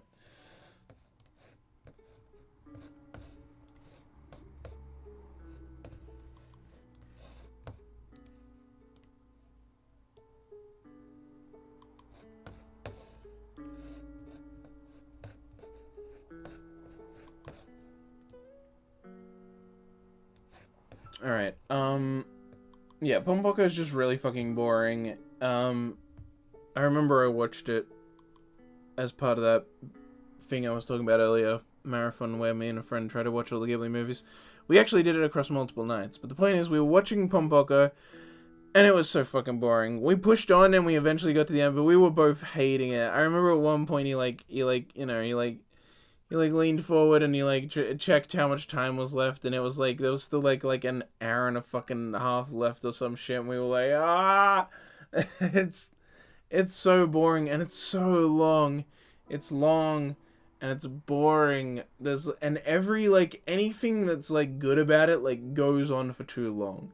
You know, there's one joke in it that I remember specifically for thinking like, oh, that's kind of funny. That's like, yeah, whatever. It's nothing spectacular, but you know, it's an alright joke. But then they just keep going and harping on and they drag it out for so long, and I'm like, why are you doing this?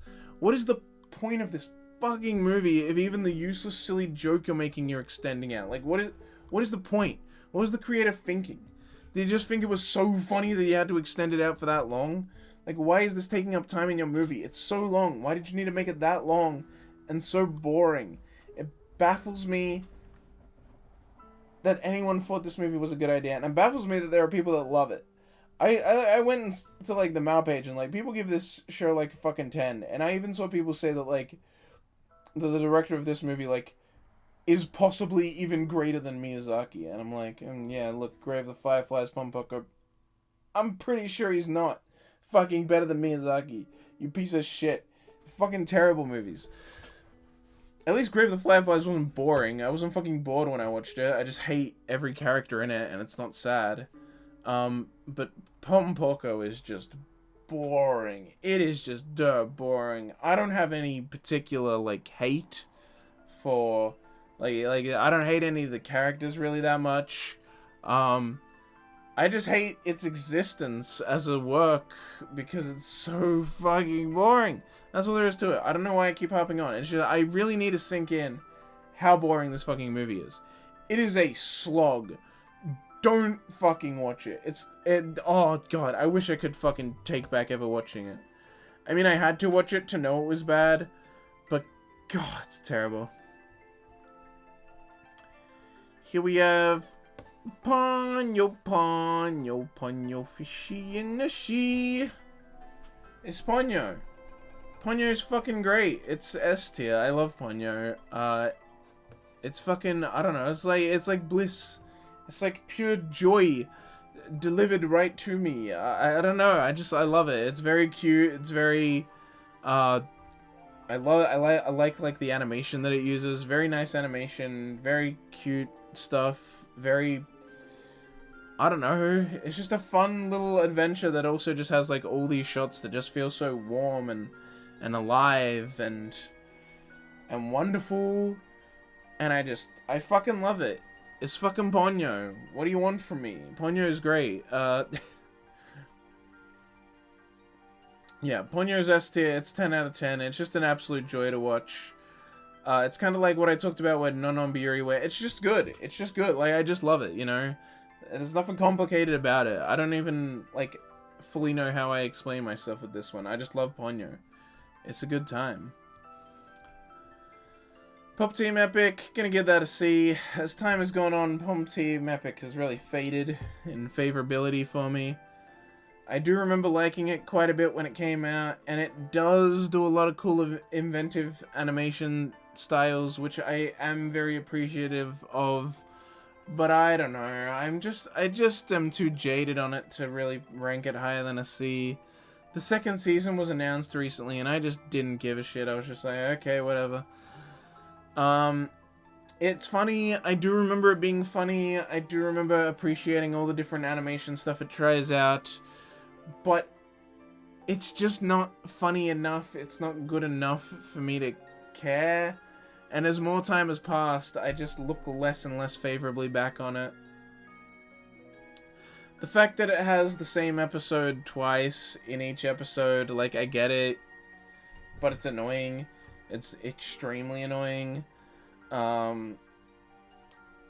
Any joke where you don't get it is, like, just nothing. Like, it's a lot of stuff that it's, like, references, kind of. And so sometimes when it just makes a joke and you don't get it, it's just like, okay. That's it. That's it. That's the joke. Did you understand it? You better hope you did.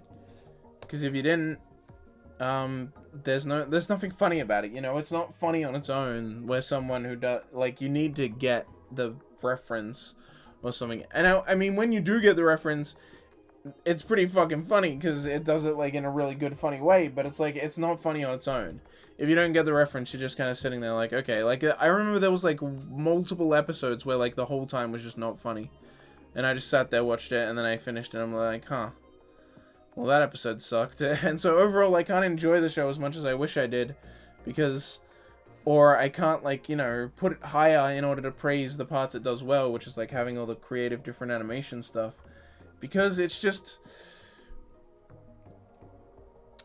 it's not very good. And as time is going on, like, yeah, I look back on it less and less favorably, and so it's moved down to C. I just don't have any real super positive opinions about it. I'm gonna go refill my drink because my throat is hurting quite a bit.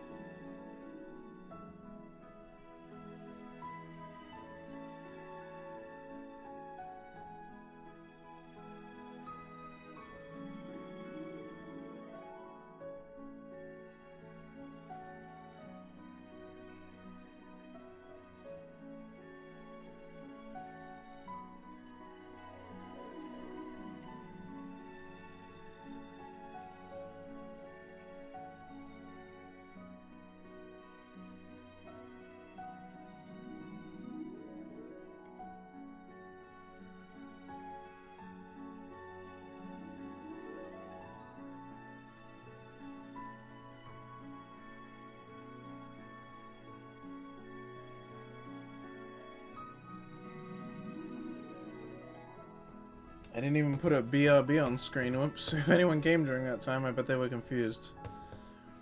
Yeah, they probably just guessed that I was BRB. Anyway. Oh, turn that down a bit. Alright, so next is Stride Alternative. Why is this in the P section? Oh, right, it's called a Prince of Stride, right. Prince of Stride Alternative. See, it's a fairly boring sports anime. It's about running, but it's like about a made-up type of running called like Stride, which is like also part like parkour. It's not very interesting. It's also like relay as well. The point is, the show's kind of boring. It has some interesting characters. It has some good moments. But overall, the sport just isn't engaging enough. This is... holy shit. There we go, much better. The last one was trying to rip my fucking ears off. Prince of Stride Alternative, yeah, it's just kind of flat. There's some, like I said, good moments, some good characters. I like the characters, actually. All the characters good. I can say that. Its pacing is terrible, though. Like, it's got god-awful pacing. The sport is not interesting enough to keep you engaged. There's not enough, there's just not enough back and forth when it's just running with parkour. It's just like, oh, is he gonna be faster than the other guy? Or not? And he either is or he isn't. And that's kind of like it, you know? Like, with other sports animes, they're usually, like, team sports or, like, a one-on-one... They're usually sports with points. Because that's a lot more interesting, and you can have a lot more of a back and forth there, and people actually playing instead of just this. I don't know. I'm sure, I've heard that there is that one Run with the Wind anime or whatever. I've heard that that's really good. I've heard that that's a really good running anime, but so maybe there is a way to make it work. But this Prince of Stride just does not make it work. I also don't know why it's called Prince of Stride Alternative. That makes it sound like it's a spin-off. It's not. It's just that the manga was called Princess Strive, and then the anime was like, what if we put alternative on the end for no reason? It's very strange. Yeah. It's just kind of boring and kind of falls flat. It's fairly generic. Some good parts, but most of the time it's just kind of whatever. It took me ages to finish it as well, because I very rarely had motivation to watch more episodes. But I did eventually get it done near the end of the year. I was just like, there's like 3 episodes left. I was like, I just need to sit down and watch them and get it done. Because I didn't hate it. I didn't want to drop it. I did want to see the ending. And yeah, it had some good moments in those last few episodes. It's just very inconsistent in terms of when it decides to be good and when it decides to be not good. And even then, it's never like it's like outright bad. It's just very nothing a lot of the time. Prince of Tennis, that's gonna be a big fat A. I fucking love Prince of Tennis. Prince of Tennis is fucking phenomenal. What a great show. This doesn't include any of like the later stuff. This is like just the main series. It doesn't include any of the like later movies and OVAs and Prince of Tennis 2 and all that stuff they made. I haven't seen any of that. I haven't even seen the national OVAs because those are filler technically. They didn't happen in the original manga. At least I don't think they did. Yeah, it's Prince of Tennis is so good. This is just the main series, just the original series. It's really good though. I fucking love it. One of the best sports anime out there. It's not my favorite because obviously Chiyafuru is my favorite. But in terms of the ones that are in A tier, I think it might be my favorite of the A tier sports animes. It's definitely a very good one. It's the first sports anime I ever watched. It's what cemented my love for them. You know, it's got all the stuff. It's got great characters doing crazy shit, great rival teams, and just like you know, the huge expansive cast of characters that sports anime inevitably get because they keep bringing back all the enemy teams that they've beaten again to stand on the side and commentate what's happening. You know, it's a fucking sports anime. Every now and again they gotta stop and take a round or two and see everyone's reaction to the play that just happened. I don't know why, but I still love it, even when it always does that shit. Prince of Tennis is fucking great. Over-the-top powers, really fun matches, a lot of cool stuff, really great characters on both the main group and the rival teams. Pacing's really good, the power escalation is really neat. It's good stuff.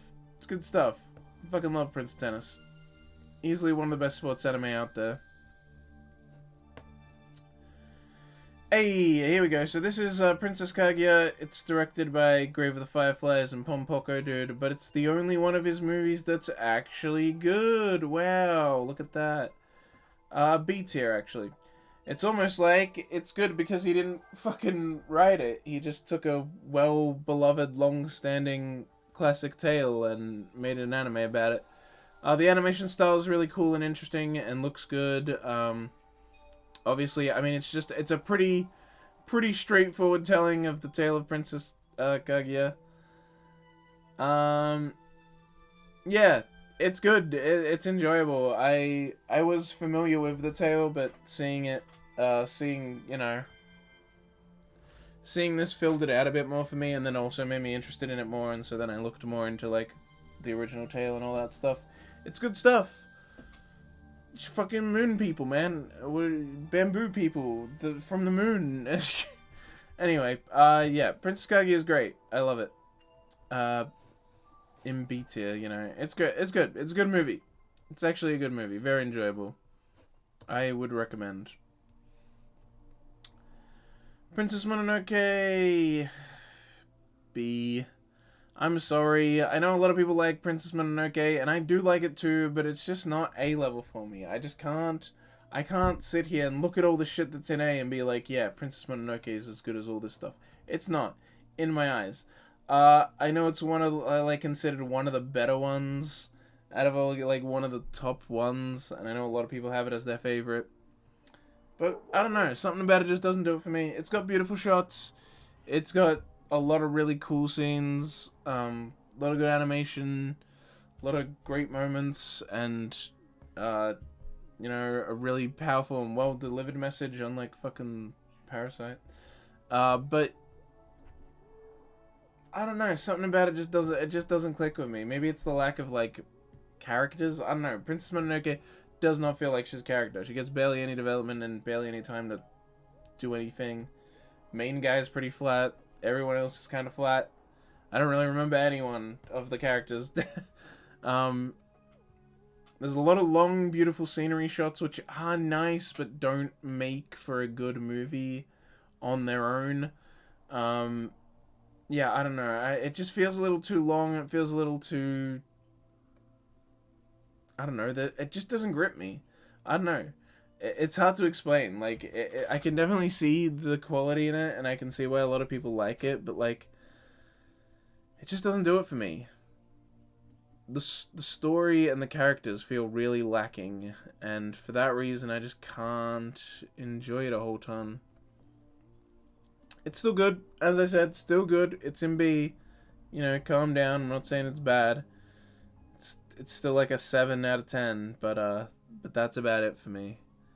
I just don't like it more than that, sadly. Which I guess is kind of a hot take. It's not as much of a hot take as, you know, Grave of the Fireflies was, but yeah, I know a lot of people really like Princess Mononoke. It's good. It's just not great for me. Princess Tutu, though, that is fucking great. That's S tier. Princess Tutu is fucking phenomenal. Really great magical girl show. You know, it starts out really simple and episodic, and all the other characters seem like they're really one-dimensional. But then as the show fucking evolves, man, as it goes on, it gets so good. So many characters, like, have their situation change. And there's, like, this, you know, huge dramatic shift in the middle of the story. And, Fakir is, like, one of the best characters in all of anime, period. I fucking love Fakir. So good.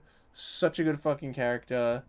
God damn, I could go on and on about why Princess Tutu. So I'm trying to go through these quicker, but Princess Tutu is fucking phenomenal. The way it changes and evolves over time is just so good. It starts out so simple, but gets so much darker and more complicated. And a lot of the characters change from the, like, in really interesting ways. Like, it's not just like, yeah, okay, there's development, big deal. Like, so everything has development. But, like, the way they do it is... It's really, like, well done and just cool. I don't know. There's just something about the way the characters evolve throughout the show that I really enjoy. And, I love the way it comments on and talks about stories, you know? The way it talks about how, like, this is a story, but the author is dead, so it's unable to end, and the author's, like, coming back as it goes from beyond the grave, trying to have the story end. And then one of his descendants is, like, you know, trying to write out the story, but then he's like, no, this isn't dramatic enough, and he, like, takes control of him and tries to, like, make the story more dramatic, and, like, as he's writing stuff, it's, like, coming true. It's cool. There's a lot of just cool commentary on, like, stories that I find really interesting, and it was actually the inspiration for a flash fiction story that I wrote in uni for my writing class. Yeah, it's pretty good. I fucking love Princess Tutu. It's great shit. Honestly, go watch it. Like, I feel like the title throws some people off, but it's like, honestly, actually, like, really fucking good. Promare is pretty good. I think I'll chuck it in B. It's animation and stuff is definitely, like, worthy of being in A, but overall I put it in B just because it's kind of... I don't know. It has really good music, but the pacing's a little off. I think some of the characters don't look great. Some of the character design's phenomenal in this movie, but some of it's also a little eh. There's interesting battles in it. There's interesting fights in it, especially the one at the end. And I love that it, like, makes sense as well. Like, at the end, like, the weapons that the guy has on the, like, giant arc and shit, it's, like, weapons that, like, make sense for him to have on that. Because, like, it wouldn't make sense for him to have actual just normal weapons. It's like, why would you have that? But, like, the weapons he's using are, like, things that, like, yeah, it would make sense for them to be on the ship.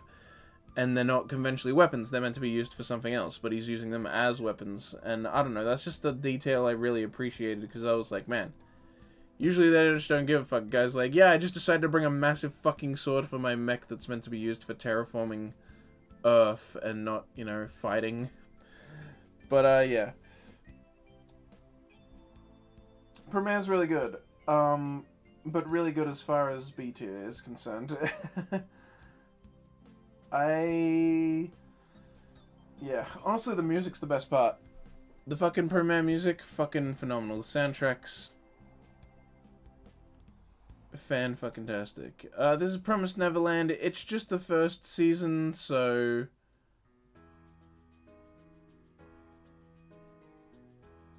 probably A tier. I don't know. I'm trying to not let the fact that I know that the second season is bad color my opinion of it, because I haven't actually watched the second season. Again, because I heard it was bad, so I just watched the first season of Promised Neverland. I watched the first season before the second season came out, but then I heard everyone saying how bad the second season was, and I was like, oh, that's a shame. Yeah, the first season's really good. You know what? I'm gonna put it in B. It's good. It's really good. It's not A tier good, though. Just because, I don't know, it's kind of...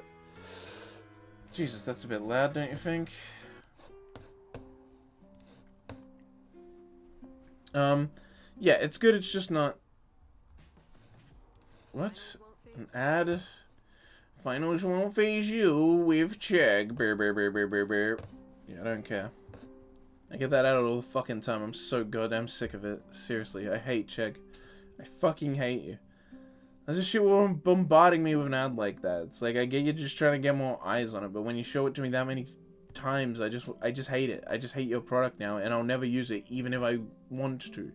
Even if even if it's proven beyond any doubt that it'll dramatically improve my life if I download your product. I'm never gonna fucking get it, just because I hate it. I fucking hate the check ads. God damn. Anyway, yeah, Promised Neverland. It's really good, but I do think, I mean, the whole, like, fact that it's, like, these kids that can't actually fight, and so they have to use, like, their intelligence and maneuverability to perform better is an interesting point, like, is the interesting gimmick of it, but I feel like a lot of the times it just makes it fall flat. There's a lot of moments where it just... I don't know, it's just like, it's kind of hard to explain, but it just like, there's not enough stakes, or the possibility of them winning is not high enough, and then they do anyway, and it feels a little, I don't know, I'm having a lot of problem actually explaining what I'm trying to explain with this. It's good, but the reason it's in B tier and not A tier is because of this, I don't know, this like vibe that it's just not interesting enough, I guess, is the best way to describe this feeling. I don't know, it's kind of weird. But yeah, overall, it is a very good show. Anything in B and higher, remember, is good. When I put things in B, I feel like I need to justify why they're not higher. So I usually say some negative things, but anything in B is still good. Psycho Pass. Oh boy, here's the problem with this. I think I have to put it in B. Psycho Pass Season 1? Fucking fantastic. Possibly S tier. Probably S tier, Season 1. Season 2? F tier. It's fucking garbage. They handed it off to a lesser studio. They changed the producer. They changed the writer. They didn't actually... The one person they didn't change is the scenario writer. But literally everyone else was a different person from the people that worked on Season 1. It was a different studio. It was like a smaller branch of Production IG. So it's technically still Production IG. But no, it's one of their lesser branches that doesn't really have as many... Doesn't really have any talented people, to be honest. And yeah, Psycho Pass 2 is fucking atrocious. Then the movie came out, and the movie's better. So this covers Psycho Pass 1, 2 in the movie. I have not seen the third season, nor have I seen any of those extra movies. I've just seen the one movie that is like canon that takes place after season 2. I know there was like a trilogy or something else that like came out that I think is a prequel to Psycho Pass or something. There's like a bunch of extra Psycho Pass movies, and then there was a season 3. I haven't seen any of those extra movies or season 3. I've just seen season 1, 2 in the movie. Yeah. Honestly, it would be in C if it was just season 1 and 2, because 1 is fantastic and 2 is terrible. But the movie was still good, so that kind of bumps it back up to B. Overall, there's more good than bad. I mean, season 1's also longer than season 2, actually. It's double the length. It's a 2-core. Season 1's a 2-core, season 2's a 1-core. So maybe it should be even higher. Maybe I can justify putting it in A. I'll put it... No, you know what? I'll keep it in B for now. Season 2 really is fucking atrocious. I was so disappointed by it. I had heard that season 2 was bad compared to season 1. But when I saw season 1, it was so good. I'm like, it can't be that bad. I'm like, this is so good that even if season 2 is worse, at least it's so good that, like, being worse than this doesn't mean bad. But my god, season 2 is fucking atrocious. Animation's way worse. New characters are just fucking weird and incoherent and badly designed. The world is completely fucking broken and inconsistently. Like, there's so much shit that happens in season 2 where I'm like, that's not how it works. That's not how it works. That's the season 1 is a very, very well established, very like well made world. The world building is really good in Psycho Pass, and it makes the world feel believable. You can believe why people would buy into the system and how this system could be created and how it works.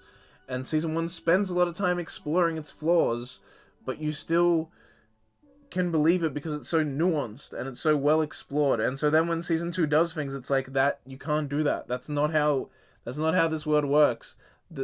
Like, everything's been established.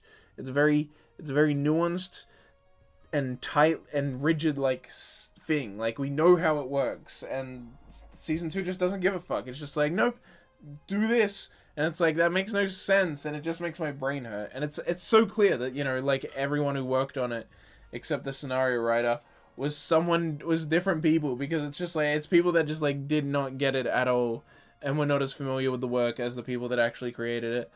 And then the movie came out and it was good. And it's like, yeah, no fucking shit, because all the people who worked on season 1 were working on the movie while season 2 was being made. That's why so many different people worked on season 2, because everyone who made the first season was working on a movie, and they wanted to keep pumping stuff out and not let the hype die. Well, they let the hype die anyway, because season 2's fucking garbage, and so many people stopped caring about the series after that. Good job, you idiots. They should have just made the movie, or had the people that made season 1 in the movie make season 2 so that it could keep being good. Like, I don't know why they felt the need to have this piece of shit fucking come out. I just hope season 3 good. I haven't seen season 3. I'll try to check it out at some point. I hope it's good. I haven't heard anyone talk about it, so that both worries me, but maybe I just missed all the talk about it, and I mean, at least I'm not spoiled then. You know, I haven't got confirmation that it's bad, but I also haven't got confirmation that it's good.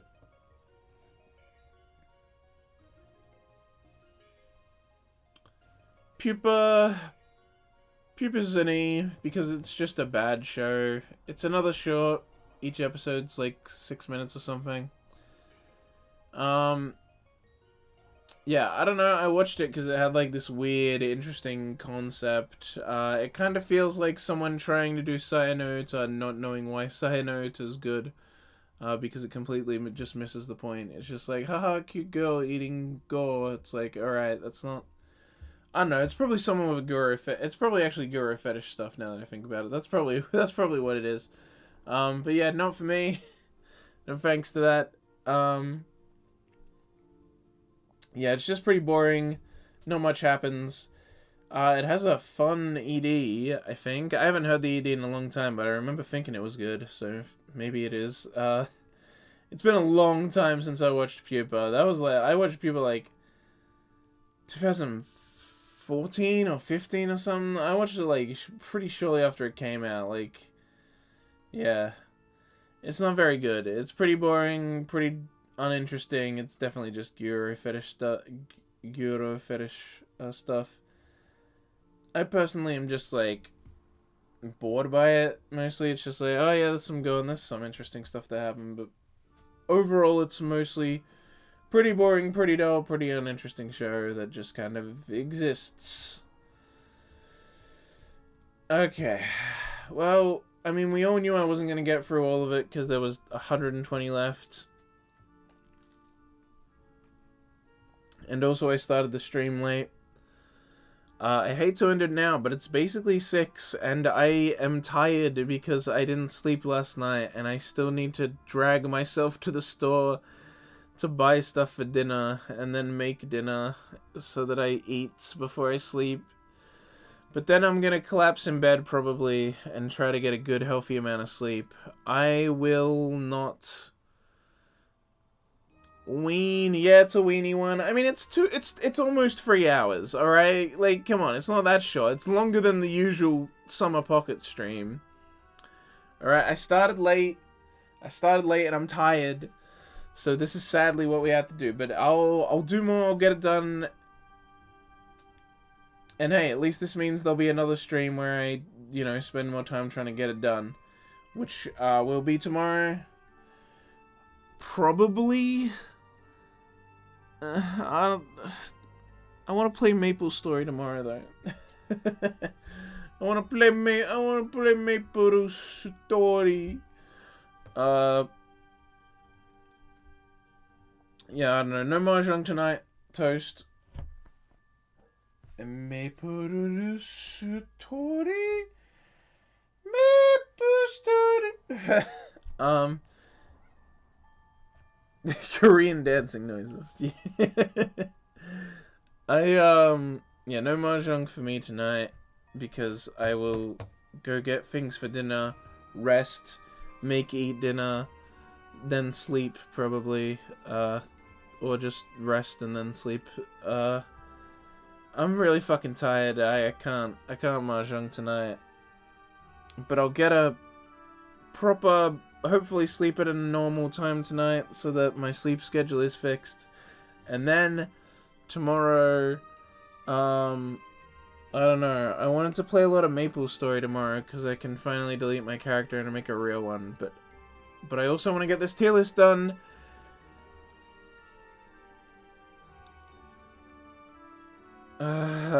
I don't know. Maybe I'll wake up and be able to do a few hours of Maple Story before stream. We'll see. I don't know. I'll stream this tomorrow though. I should. It's the weekend and these tier lists perform well, especially when I stream them on the weekend, so it'd be in my best interest to do so.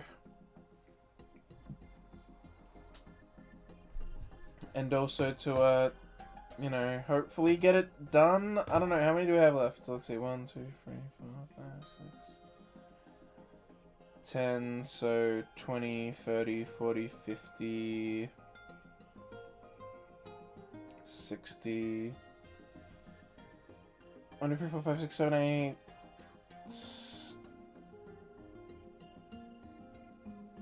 1, 2, 3, 4, 5, 6, 7, 8, 9, 10, 11, 12, 13, 14, 15, 16, 17, 18, so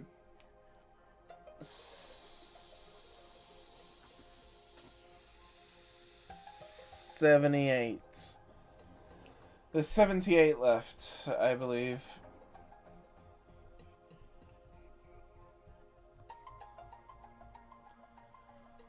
Oh, yeah. Getting there. I need to try and do them quicker and not give so much explanation for each one. It's gotten to like how long has it been? It's been like, I think like, what, that was like 6, 7...